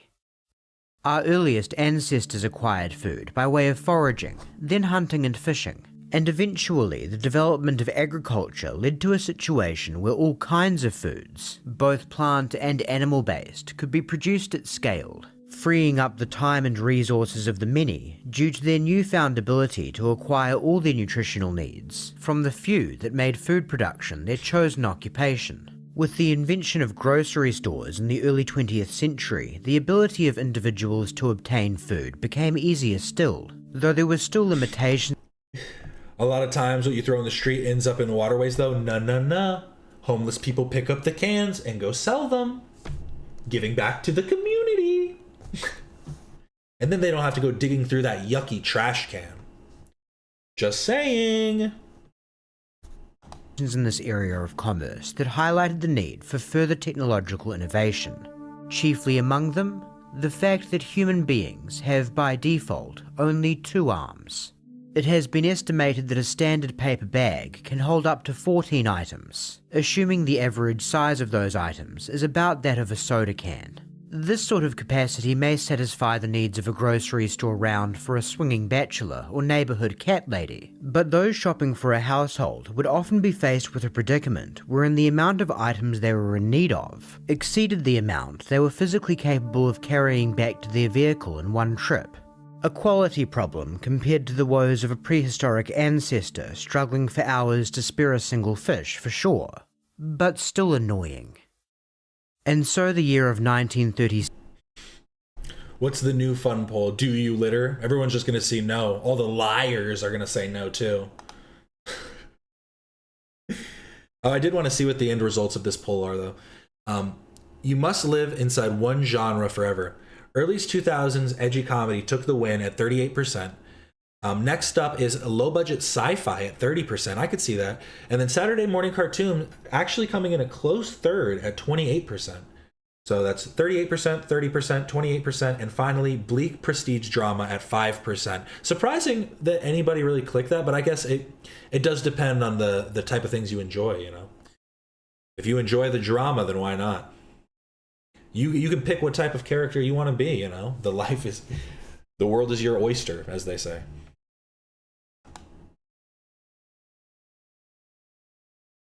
I've never ever littered in my life, hands on all the holy scripts. I've never littered in my life. I set things down for later. I just haven't gone to pick them up yet. I did do that once at school. I was at school and another kid told me I was littering, and it was like, it was inside, and I was like, bro, I'm leaving it. I was like, it's for later, because I didn't like throw it on the ground. It was like I left a milk carton on the ground. I just forgot it, and they're like, you're littering? No, I'm leaving it for later. I'll come back for it. Just you wait.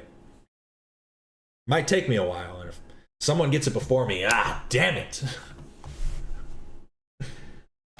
1987 saw yet another innovation when Sylvan Goldman, owner of the Oklahoma supermarket chain Humpty Dumpty, invented the shopping cart. The ability to wheel a higher volume of products around a shop to the counter and to your car might appear to be a relatively minor additional convenience on a surface level, but in actuality, Goldman's invention revolutionized the way we shop. Now that shoppers had the ability to move a large volume of goods around, captains of industry soon realized this meant grocery shopping need no longer be limited to just groceries, and this led to the expansion of retail into the giant supermarkets you know now. In the modern day, you can stock up on an abundance of food, medical supplies, appliances, and just about anything else you could think of, with just one trip to a single shopping outlet, all thanks to the shopping cart. But as with so many blessings, there is a hidden downside. I only litter in my house. I actually never litter in my house. I'm actually very good at throwing things away. I'll put stuff in my pockets and like wait until I find a trash can. I'm not usually like eating stuff like while walking, so there's usually a trash can nearby while I'm eating or drinking. I'll bring my own water bottle around. There's not really opportunity for me to litter, you know what I mean?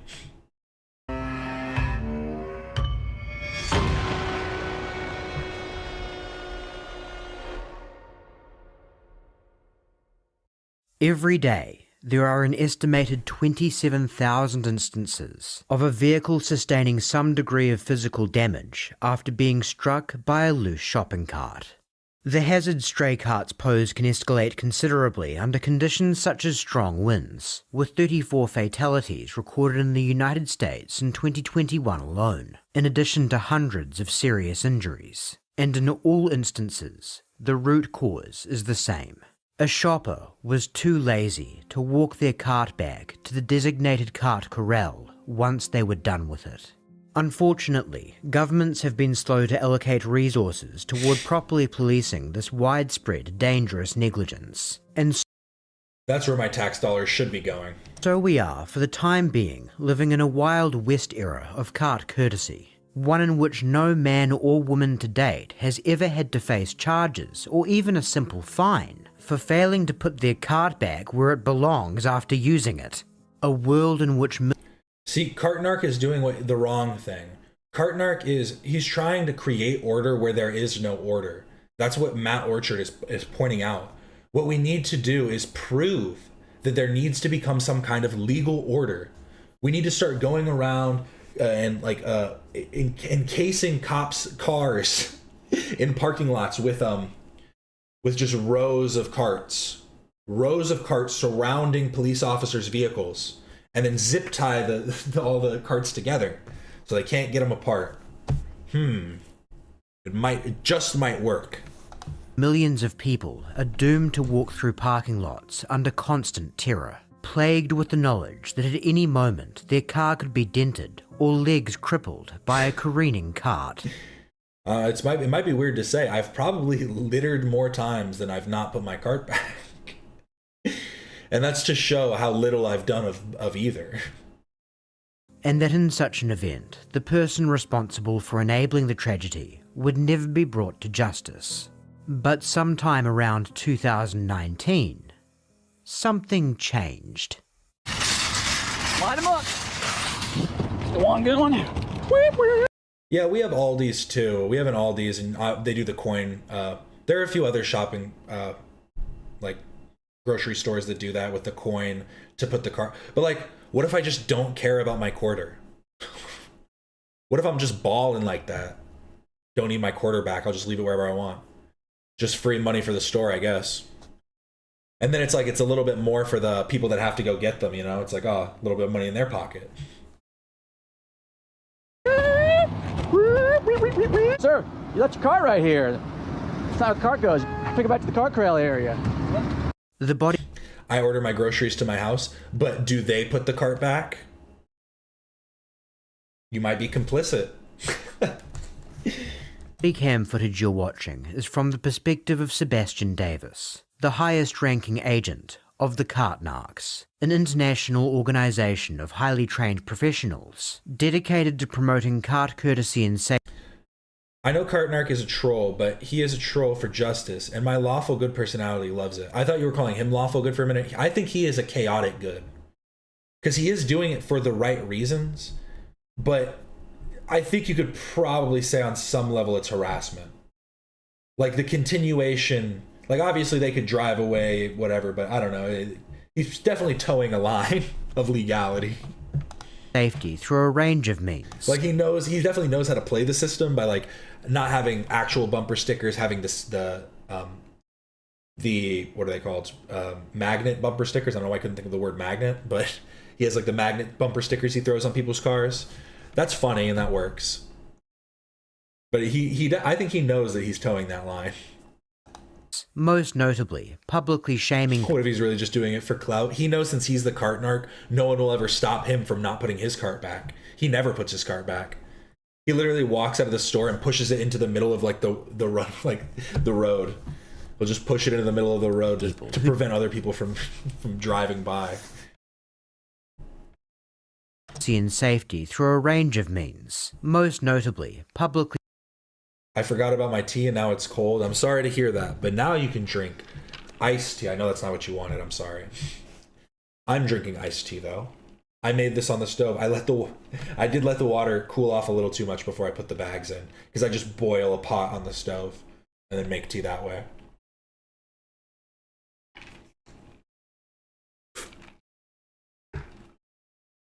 How dare you even suggest that? Sorry. My bad. Put it back on the stove. Start from scratch. I don't know. Shaming people who don't do the right thing. The process of a cart narc sting is straightforward. An agent patrols a highly trafficked parking lot, and when they see a shopper getting into their car before attending to their empty cart, they calmly inform them of their oversight. Papa SW. Whoop, whoop. Left your cart right here. Sir, you left your cart. Show your cart. Oh, thank you so much, Bepis, for the one Capaguazar gifted membership. Yay, I got a subscriber. Sir, you left your cart out in the middle of the spot. Oh, my bad. Want to take it back? Cart corral's right. Oh, it's right there. So close. Was this guy also parked like a dick? He is. Yeah, fuck this guy. This guy, absolute prick. His etiquette is completely off. This guy's also parked pretty poorly as well. I like that he left this guy's license plate, though. That's kind of funny. He blurred this person's, but he totally left this guy's. This is kind of interesting, too. He didn't even attempt to, like, push it anywhere. He literally just left it just sitting there. Took up 2 parking spaces, left it sitting there. Douchebag. Yeah, with his thick-ass truck. You no one needs a truck that thick. I've never understood what is the purpose of having the double wheels in the back. Like, what is the actual purpose? Does it add more? Is it like the more tread, you get more traction or something? Whoop, whoop. Left your cart right here. Sir, you left your cart. Show your cart. Yeah. Sir, you left your cart out in the middle of the spot. Oh, my bad. Want to take it back? Cart corral's right. Oh, it's right there. So close. So close. Thank you, sir. I appreciate that. For you. So don't get in the way of your plane. Plane? Oh, with my little wand. I see what you're saying. Walked in, I asked you Oh, yeah. That's more for cart direction. I appreciate that, sir. Low key? Okay. Honestly, poor parking etiquette, poor cart etiquette. Seems like a nice guy overall. I'll give him that. I'll give him that. You know, sir, I was wrong about you. Maybe I shouldn't judge a book by its cover, no matter how disgusting. People get all, they get all angry, but it takes a big man to, do the right thing. I appreciate that, sir. No lazy bones today. It helps with towing a trailer. I guess that makes sense. Okay. I've never seen, you know what's funny though? I've never seen one towing a trailer. That actually kind of makes sense to me. But I've never seen one towing a trailer. That's so funny. Now I'm going to be checking every time I see a tow, like every time I see a tow happening, and I'm going to check to see if they have the double. And if they don't, like obviously it doesn't matter. They can do it without it. But I am going to find it that much more funny. Absolutely. Have a good day, sir. Cart Narcs out. Of course, there are occasions where a subject does not comply, and unfortunately, as the cart narcs are not yet an officially recognised branch of law enforcement, they are not authorised to make an arrest or inflict any sort of corporal punishment. And so instead... After I asked them nicely to return their cart, if they still don't do it, I slap... It's a cart with an ass? You don't want your truck double cheeked up? on a bumper magnet for shame. And from there, the idea is that the target will drive off, and at least for the duration of their trip home, be known by the rest of the community as the inconsiderate... It's a dually? See, I didn't even know that's what it was called. I don't know about my vehicles. ...considerate dregs that they are, hopefully learning a lesson from the experience that will turn them into a more honourable member of society. But unfortunately, the reaction to the mild bumper magnet punishment, from what the cart narcs refer to as a lazy bones, is sometimes not quite as reflective as we might like to idealize. Get the fuck away from me, asshole! Just go! Oh, okay, that also makes sense. So it is for towing and for a higher payload, so you can have more in the bed of the truck as well, which does make sense. That also makes sense. But again, see, but then you would think, right? Okay, you can carry more in the bed. You'd expect a larger, I guess it is slightly larger, but not by much, right? Like you'd expect a larger bed at that point. Ask you. What they pay people for? But ma'am, what's your... Leave me the fuck alone! Wait. I mean it! Okay, Leave me! I got more. Yeah, she went a little off her rocker. Let me restart though. See, I don't return my shopping cart like a jerk. See, I would just put this on my fridge. As reflective as we might like to idealize. Get the fuck away from me, asshole! Just go! ask you. What they pay people for? But ma'am, what you Leave me the fuck alone. Why? I mean it. Okay, Leave me. I got more. Get the fuck away from me. What are you doing? You're blocking traffic No, now. you're starting shit. Now. Okay. Keep your shit off my car. You're putting a magnet on my paint. That's such a stupid point too. They pay people to put the carts back. People say that a lot. They pay janitors to like clean up spills. That doesn't mean you should go around spilling stuff on the floor all the time. And like, here's the thing. I'll give it, like, if you're an old lady and you just put your cart up on like on the curb or something, you gotta do what you gotta do, you know? If you have a handicap or something and you just put it off to the side, it's really about the effort put forward. If you really just leave it there, just push it away from you, then you know. You're an asshole. And it can damage it. And you're scratching my paint. Now, do you realize the iron? Would you stop talking over me? Do you realize the irony that your cart? It's always these lazy bones. They try to shout you down. Get that other magnet for him. It's got our hotline number on it, so you can call that for counseling about how not to be a lazy bone. Oh, what's going on? What are you doing, sir? Why are you approaching me? Why am I approaching you? Yes. This is yours. Take it back. No, it's got our number Take for it you. back. It's a present for you. Take it back. To teach you how not to be a lazy bones. Take it back. No, sir. You keep that. Take it my back. gift to you. Why are you? Take it back. Why are you running after me? Because you're a fucking asshole. I'm a nice guy, sir. No, you're a fucking asshole. Luckily, I have good blocking skills. I blocked your attack. This is how you get killed. Hey, I blocked your attack with my wall. You couldn't kill him like that. That's not how you can get kills. Go fuck yourself, ma'am. cart narc. How about that? You Go just threw fuck your- yourself. You assaulted him. That's not okay.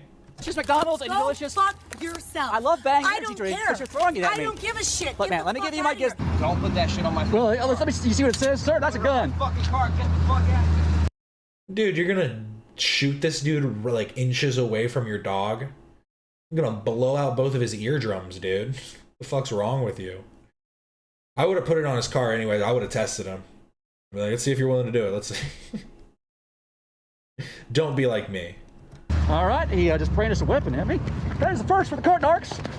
The reactions recorded by the cart narcs reveal two key things about the psychology of common courtesy deficient individuals. One, they are remarkably sensitive about even the most benign of foreign objects touching their car. And two, they are absolutely enraged by the prospect of being shown to be... Yeah, knowing who he was. I think he probably said that he's the cart narc. He usually lets them know. Because they usually go, do you work here? He's like, no. Honestly, it would kind of annoy me too if someone who doesn't work somewhere is telling me something. But I also have decent like etiquette when out in public and privately owned spaces, so... in the wrong. On the former, one can't help but notice the irony that leaving a cart out in the open poses a far greater danger to any given car than a harmless magnet. A reality that is illustrated poetically by this encounter in Milwaukee, Wisconsin, captured by cart narc agent Cameron. Oh my God! I'm not even gonna save him. Ah, look what happens. As to the chronic aversion of lazy bones to being wrong, this is perhaps the most vital area where the intensive training of the cart narcs comes in. Because leaving your cart out is a categorically unjustifiable action, there is no valid excuse that can be offered for it. But this, of course, does not stop them from trying. The number of potential excuses appears to be very finite, as they always boil down to just three core Let me see if I can get it. They pay somebody else to do it. We already said that one. I don't know. Do they say like I'm tired? There's three, huh?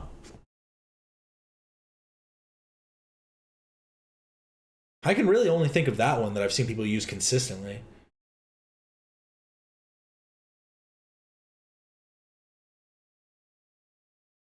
Do they say I was going to, or I forgot? Is that one maybe?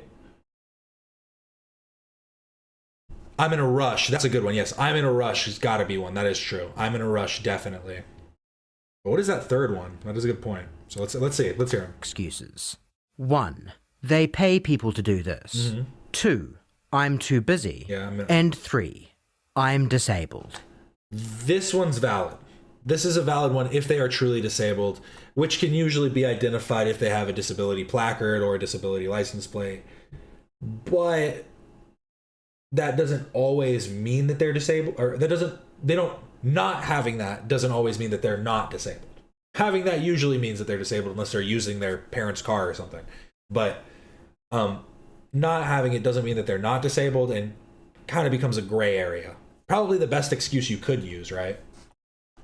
All cart narcs have been subjected to intensive drills running through these excuses, which in addition to their experience in the field, enables them to respond to the objections with lightning-quick speed, stunning their adversaries, sometimes literally rendering them speechless.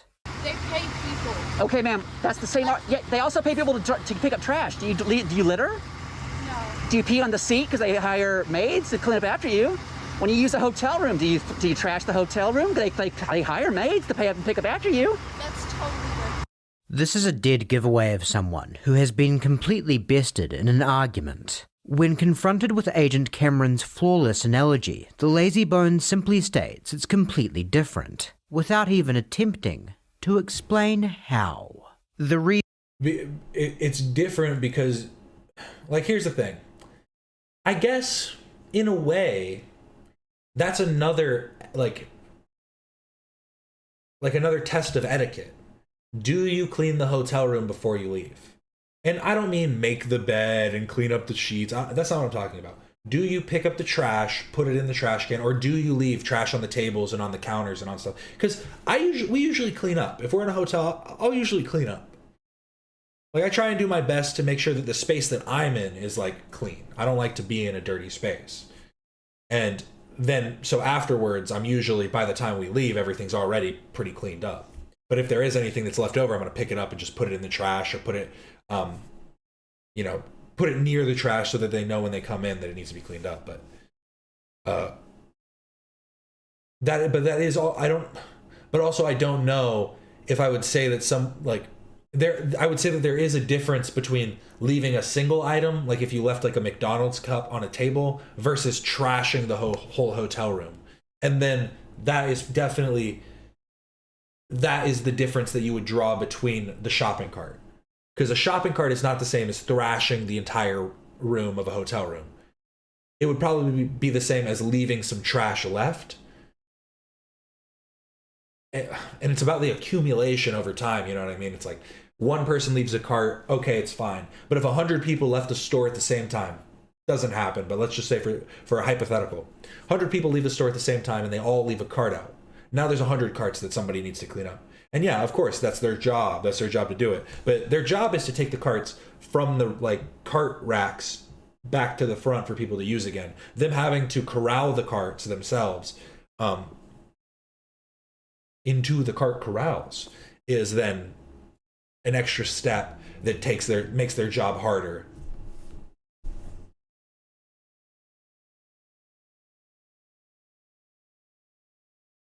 It's interesting. All of these things are something to think about.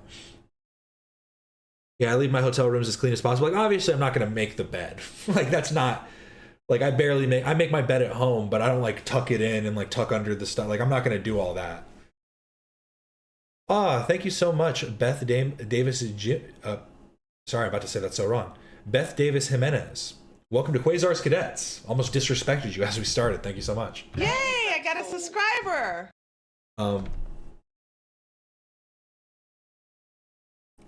But let's let it continue. That literally just came to mind, though, thinking about the hotel room argument. That is it's a decent argument, but I think that you could probably push back on it if you weren't flustered by the cart narc. Reason being, of course, that the comparison between littering in or defacing areas where cleaning professionals are employed maps perfectly onto the supposed justification for leaving a shopping cart out where grocery store workers are employed.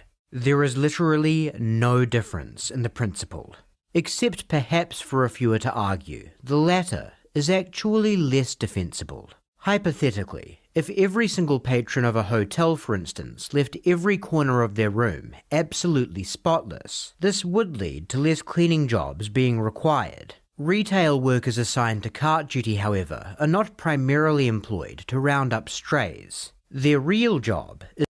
I just said this. Come on, Matt. is to push carts that have accumulated at the appropriately designated cart corral back to the store's entrance, in addition to other various in-store duties.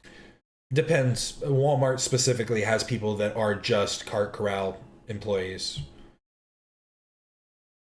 They will sometimes pull people from inside if they have too many carts that are uncorralled, and that is why it becomes an issue. I worked at Walmart for like half a year, I think, something like that. It might have been less than that. And I remember multiple times when they had to call everybody from the store. I forget what code it is, but they're just like, code. This is a code magenta, and everybody has to go outside of the store and corral the carts to help the cart attendants. Yeah, he totally just stole my point. He heard me and then decided to repeat it. Jerk.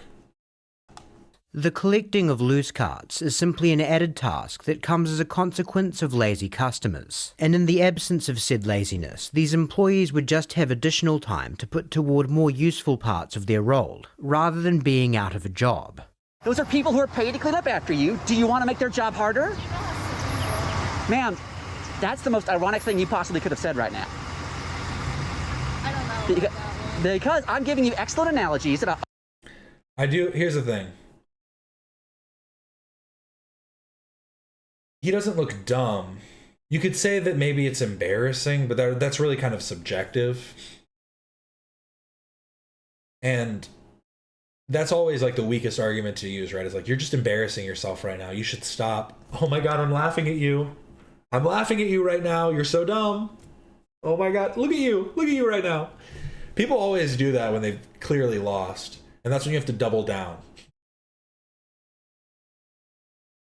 I can't stand peeps who don't put their card away. I'm fat and I do it.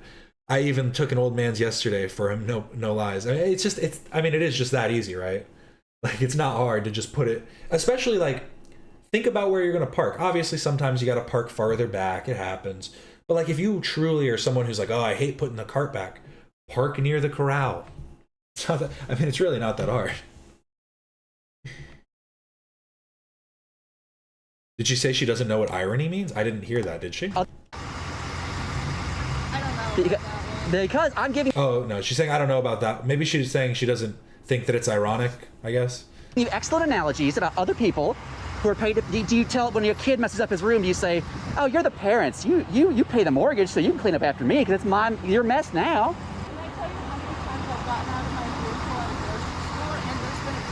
That's what I'm saying! And I grabbed it and used it, and it was really convenient.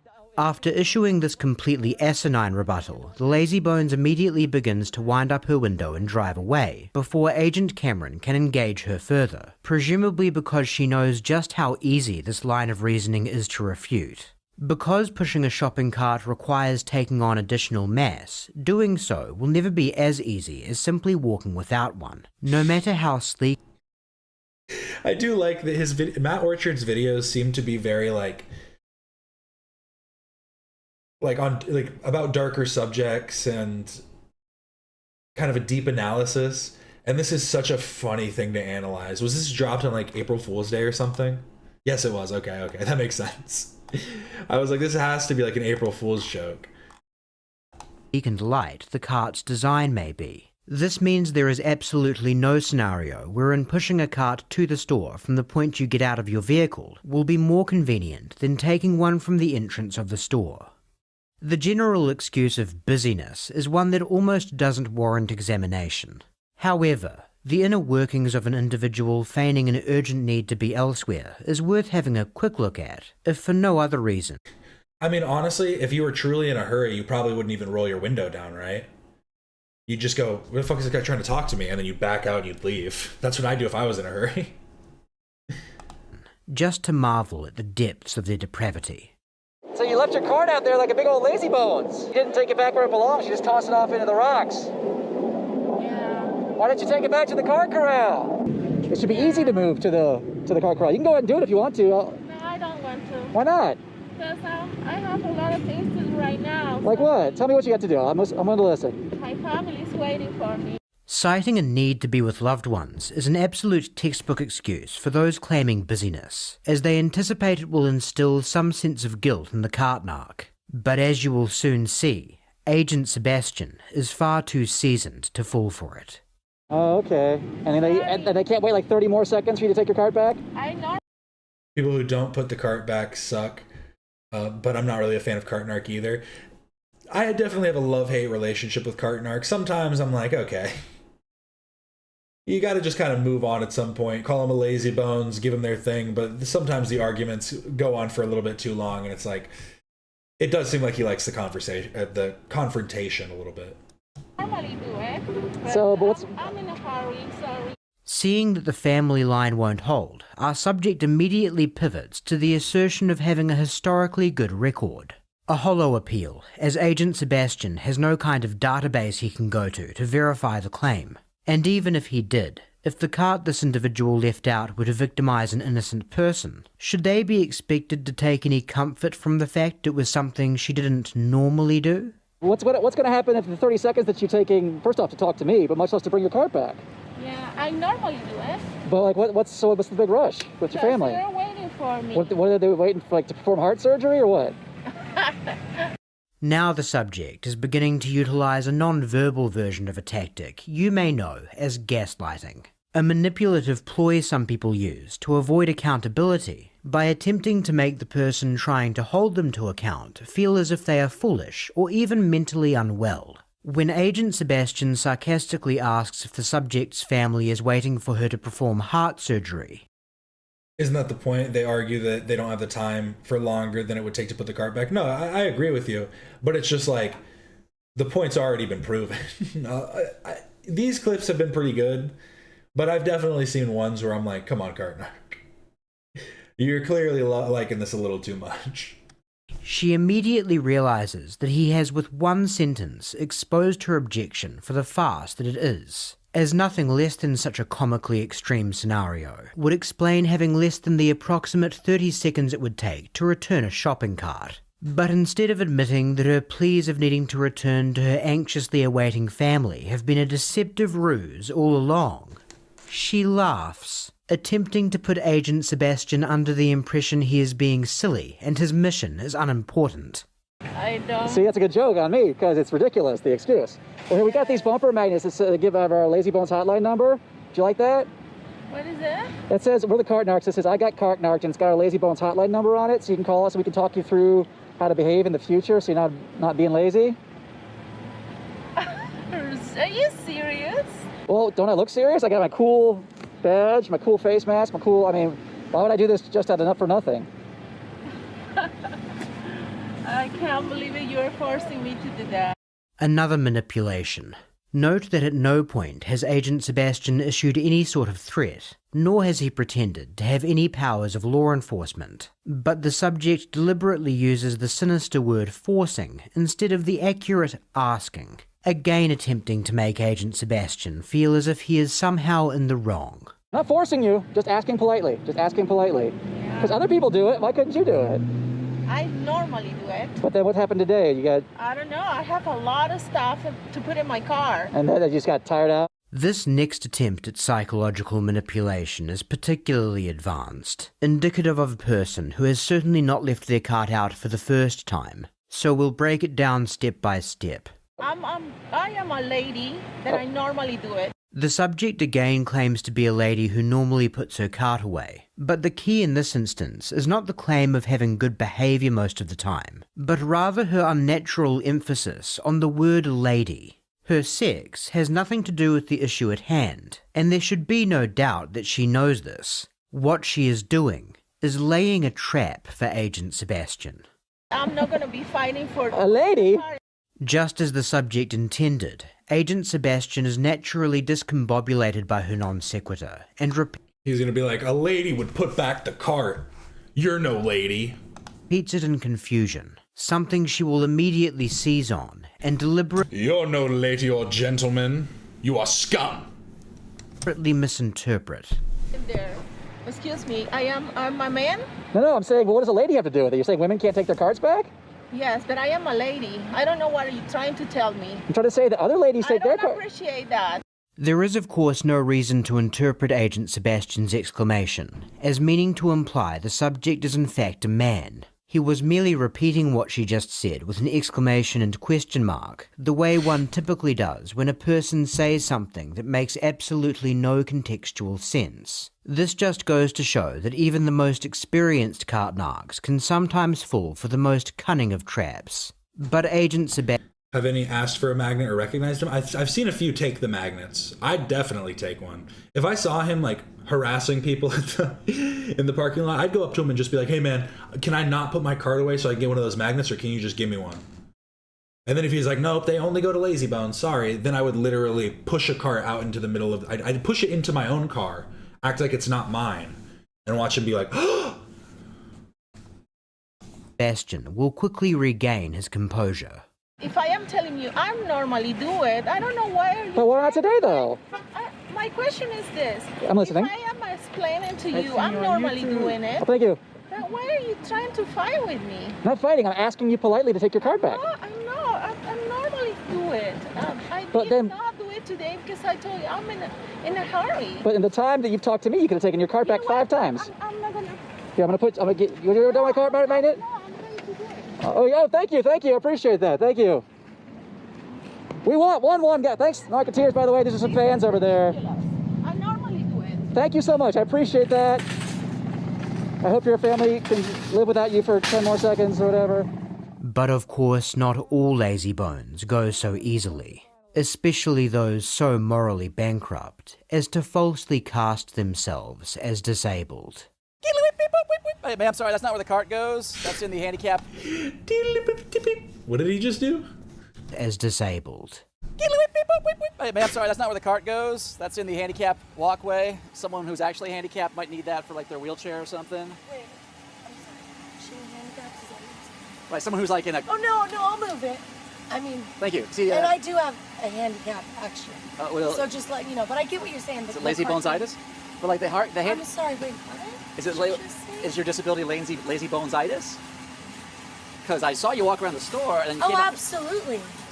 Yeah. I think you're being and I literally jerked my back, and now it is killing me. It's worth pausing quickly to note that neither this video or Agent Sebastian are disputing the subject's claim that she jerked her back and is now in some degree of pain from it. But herein lies the paradox of the disability objection. There are some disabilities severe enough that they would serve as an adequate reason to not be able to return a shopping cart.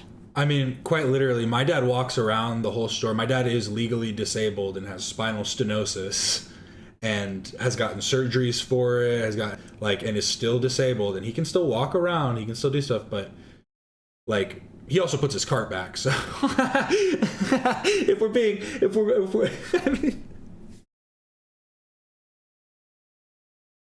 to be completely fair though, there are disabilities that are harder to see just visually. Yeah, if you can shop with it, you can push it to the corral. Yeah, that's kind of the point at the end of the day. But I think he's pointing out that him mocking their disability as if they don't actually have one, just being like, oh, what is it, lazy bone-itis? Well, you don't want to put it back? Like, I don't know. It's not definitely not a good angle to come from. But wherever that red line may be, it's at the same point as a disability, which would prevent someone from being able to push a shopping cart around a supermarket and to their car in the first place. Well, yeah, if you're disabled, you can grab the cart and then put it back. Like, what the... Well, literally, like, my dad's basically like, he has too much pride for using one of the, like, driving carts. And he thinks that, like, if he does that, then it's basically, like, giving up to the disability.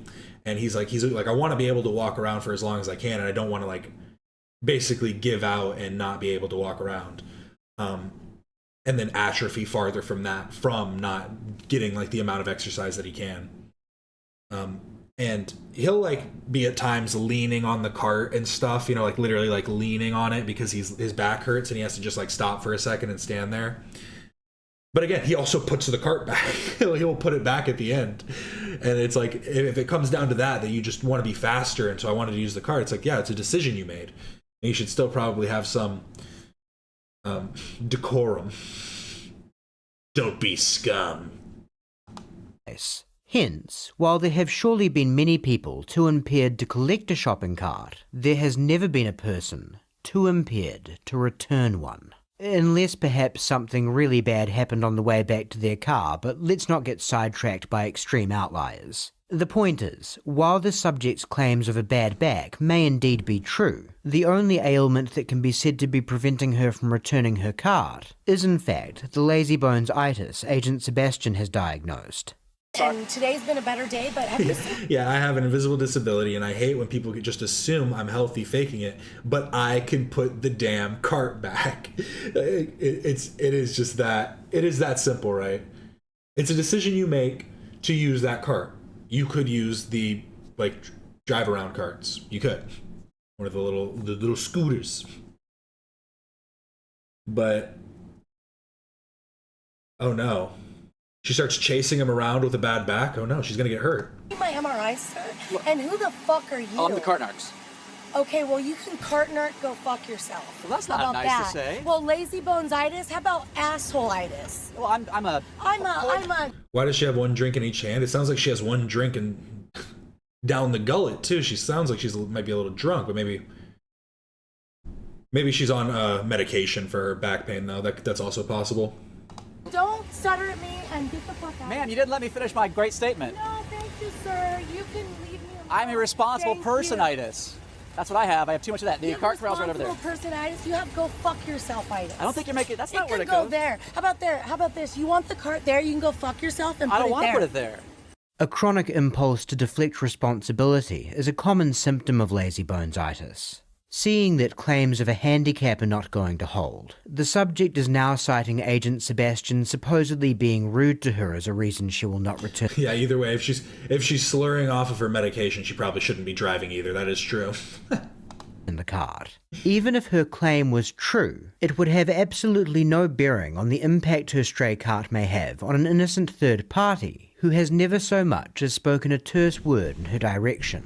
I don't know who you think you Let's are, say but don't ever tell somebody with a disability, is it lazy bones-itis? Well, it might be. You're a fucking dick. Well, I'm just pointing out... Don't hit me, ma'am. I'm not going to hit you. I'm going to take your glasses. I'm going to throw them on the ground. Well, that's... That's assault. I like when people just don't understand like the difference between assault and battery, and they'll just continuously assault people and be like, "What did I do wrong? What did I do though? What did I do?" That's theft and A theft? Yeah. Theft? Is that theft? Yeah, taking my stuff. No, it's literally it's assault too. I mean, it's theft if she takes it, but slamming him on the ground, imposing herself and intimidation are assault textbook. Throwing is theft and vandalism. And vandalism. Sitting here and being an asshole. And pointing out when you were being lazy is what I did. Lazy, I'm not. And low-key, did she have these drinks with her when she was getting in the car? Is that what was happening? Because I almost feel like she's getting out of the car with these cups to go throw them away. Like, I feel like she's about to go walk towards like a trash can near one of the cart corrals just to throw this stuff away. Like, that's almost the way I feel about this. Because why wouldn't she have already put one in the, like, in a cup holder? Being lazy, I'm hurting. I have an autistic daughter I take care of, and I have a disability. Go fuck yourself. But ma'am. What did I do though? What did I do though? Cart narc? So you could walk all around the store. How about that? You Go just threw fuck your yourself. delicious McDonald's and Go delicious... fuck yourself. I love Bang I energy don't drink, care. but you're throwing it at me. I don't give a shit. Look, Get man, the let me fuck give you my out of here. business card. I don't know who you think you are. I'm the cart narc. But don't ever tell somebody with a disability it's lazy bones-itis. You got a pretty Go good, fuck yourself, You got a pretty good cart throwing narc. arm for someone with a disability. Throwing arm, it's my back, asshole. You still got to use your back to throw. Would you like my business card or not? How about that? Go Just hit me fuck with yourself. No, how about you want my business card? Yeah, they were pretty full. I think she was just drinking them. I don't know who you think you are, but don't ever tell somebody I've told with you. a disability they have lazy bones-itis. But you Take do. your cart narcs and go fuck yourself. Would you like my card? Thank you. No, I'm glad you're You afraid tore of my me. You car. better be. Well, I don't want you to assault me again. Assault you? You've I already hit threw drink on you, That's little assault. girl, okay? And Don't that's be a little girl. And as a feminist, I take offense with that. Girls are just as powerful as men. I am. Fuck yourself. You can ask my Before I friend. run you over. How about that? That's. Get out of the fucking- I'm not in your way. That is a threat. She's committing so many crimes right now.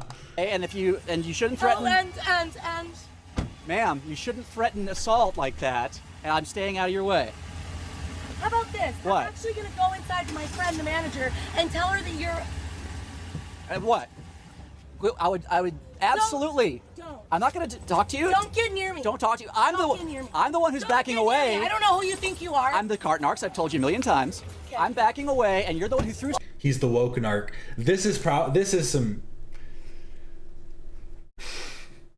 when your pride goes too far. A cart pole. Okay, here's the thing. Okay. There's going to be 4 options. I need to think of them for a second. So I'm going to put that up as this continues.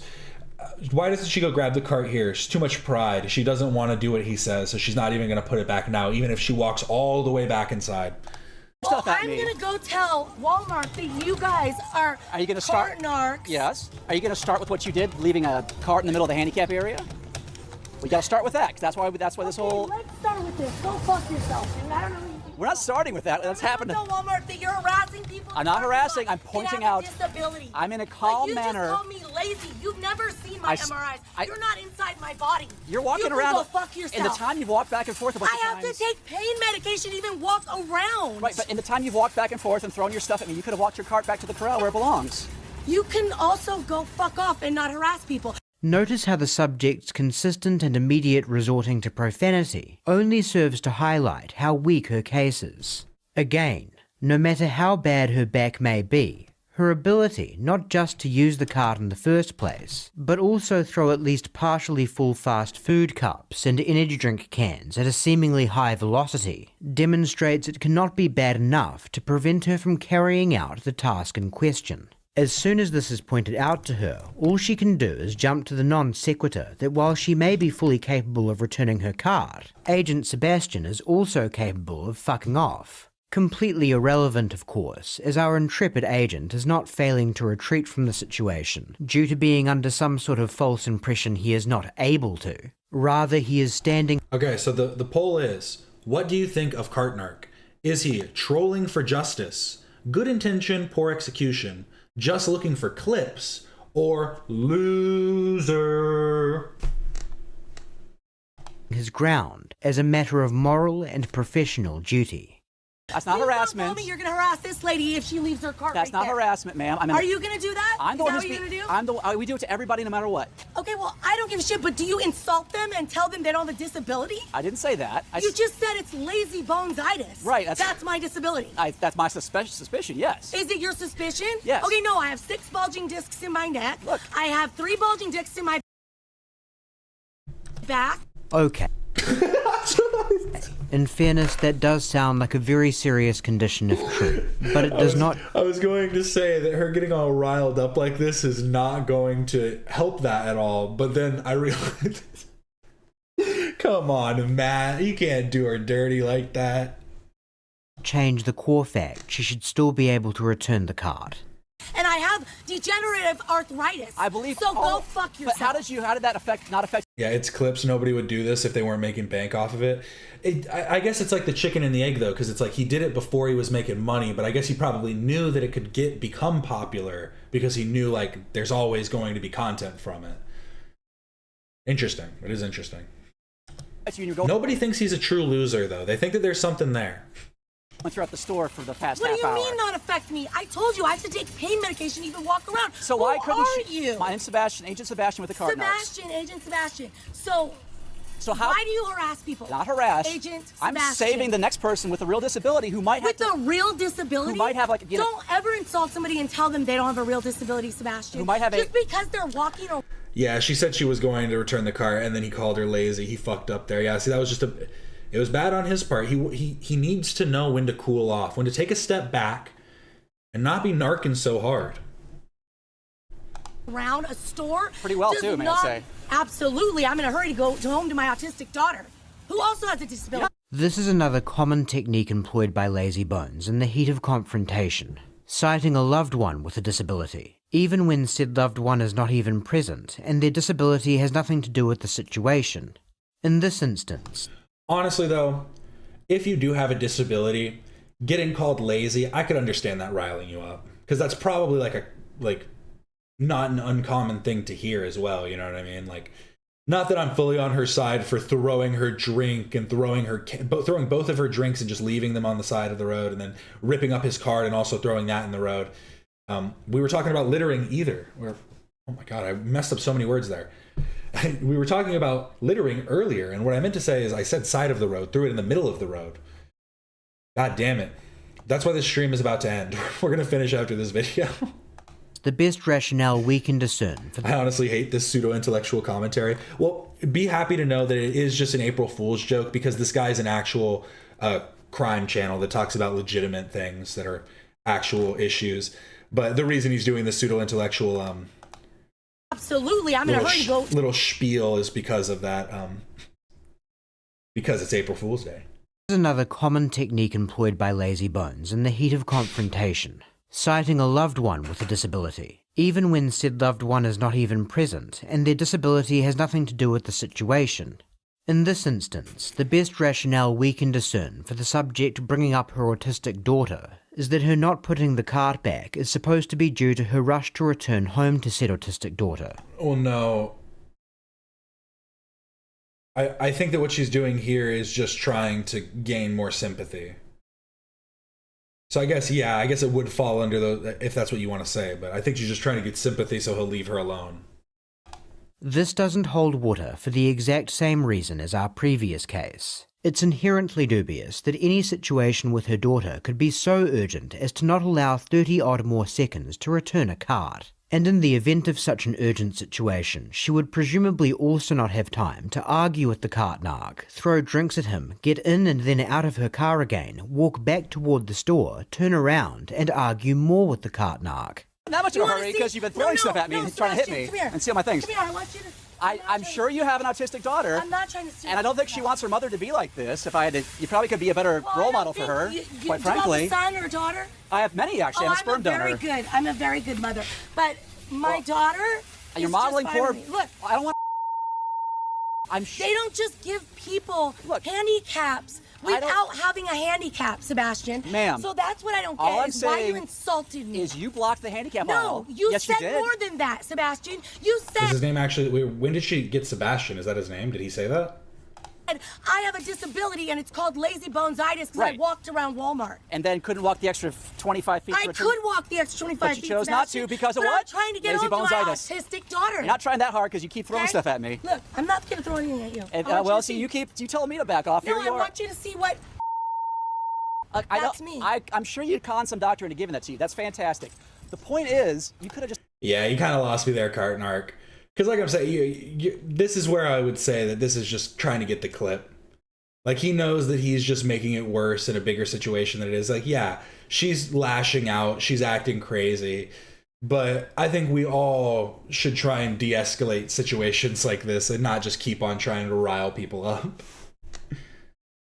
Yeah, you can get a handicap placard for a couple bucks, LOL. It took my dad a while to get his. I should have let him know. Just taken this back and avoided all of this, and someone with a chair now can't get through there because your cart's blocking them. Do you deny that? I could have conned some doctor into... Look, you know, Sebastian? Yes.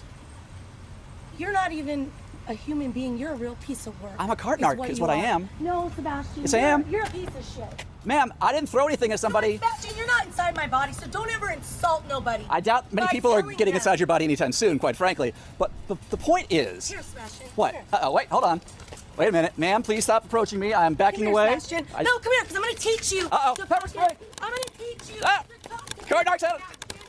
Some may argue the inside your body comment went a little too far. And indeed, there are... Oh, I was reading chat. I didn't even hear what he said. What did he say? Uh-oh, wait, hold on. Getting inside your body. Somebody... Sebastian, you're not inside my body, so don't ever insult nobody. I doubt many by people are telling getting them. inside your body anytime soon, quite frankly. But the point is... Here, Sebastian. What? Here. Yeah, that's definitely uncalled for. I didn't hear him say that. I was reading chat. Yeah, she isn't wrong for calling him a piece of shit for that, yeah. Uh-oh, wait, hold on. Wait a minute. Ma'am, please stop approaching me. I'm backing Come here, away. Sebastian. No, come here, because I'm going to teach you. Uh-oh, pepper spray. I'm going to teach you. Cart narcs out. She sounds like she's still close. I feel like she started running after him. Some may argue the inside your body comment went a little too far. And indeed, there are some critics of the organisation that argue some of the standard tactics. You know, Cart Narc does seem like a bit of a bulging dick, but it wasn't one of the ones in her back. Of the cart narcs, such as the bumper magnets, go too far. Was that too far? Was my joke too far? But in a world where stray carts are inflicting untold injuries... Redo the poll, just literally the same thing, but just redo it. I feel like good intention, poor execution would probably still fall under that, to be fair. I want to change to loser here. Let's do it one more time then. We're gonna try this poll one more time. End poll. Start new poll. I'm literally just gonna retype in the exact same things. And then copy, paste, copy, paste, copy. Oh no, it's moving too fast. Copy, paste, loser, paste. What do you think of carton art? I like that he's the carton narc. He calls himself carton narcs. Are there more of them?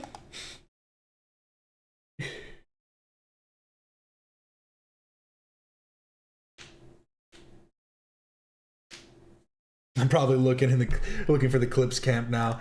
Yeah, I think that one sold it to me as it's probably just clips. Trolling for justice is a possibility. Because he does seem to be heavy on the trolling, though. Maybe the trolling should have been capitalized, too. The good intentions part, maybe that is why that one needed to be changed. Because good intentions, who knows if it's truly good intentions? It's like, you're not the morality police. There probably shouldn't be a morality police. He called her lazy, too. He cloned himself. Oh, he has a network around the US, is that what it is? I really only see him, huh? They must not be as popular. Wow, loser and trolling for justice are actually tied right now at 31%. Just looking for clips, though, has it be at 38%. No more good intentions from the carton arc. We saw it here first. I really do appreciate everybody for stopping in. This is the end of the stream for today. Remember to like and subscribe if you haven't already. I will be back tomorrow for a gaming stream, something a little bit more simple. And then we will be back again Friday, and then back again on Saturday for a member stream on Saturday. Friday will be more internet stuff, drama perhaps. We'll be looking around, seeing what there is. Yeah, I really do appreciate it.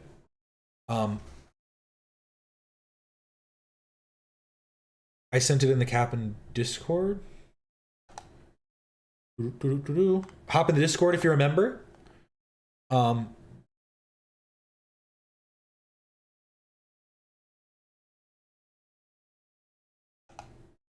showed this. I showed this on stream the other day.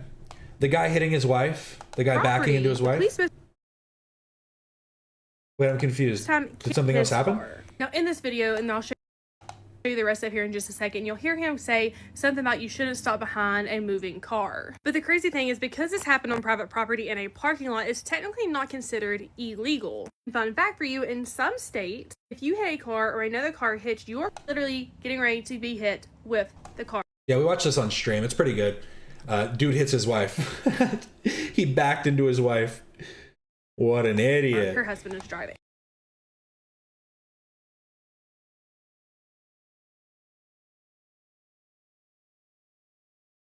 Yeah, it's all good. But yes, go check it out. Go check out my stream. My other goofs and gaffs from other streams. But yes, thanks so much for watching. Remember to like and subscribe if you haven't already. This is Cap and Quasar signing off.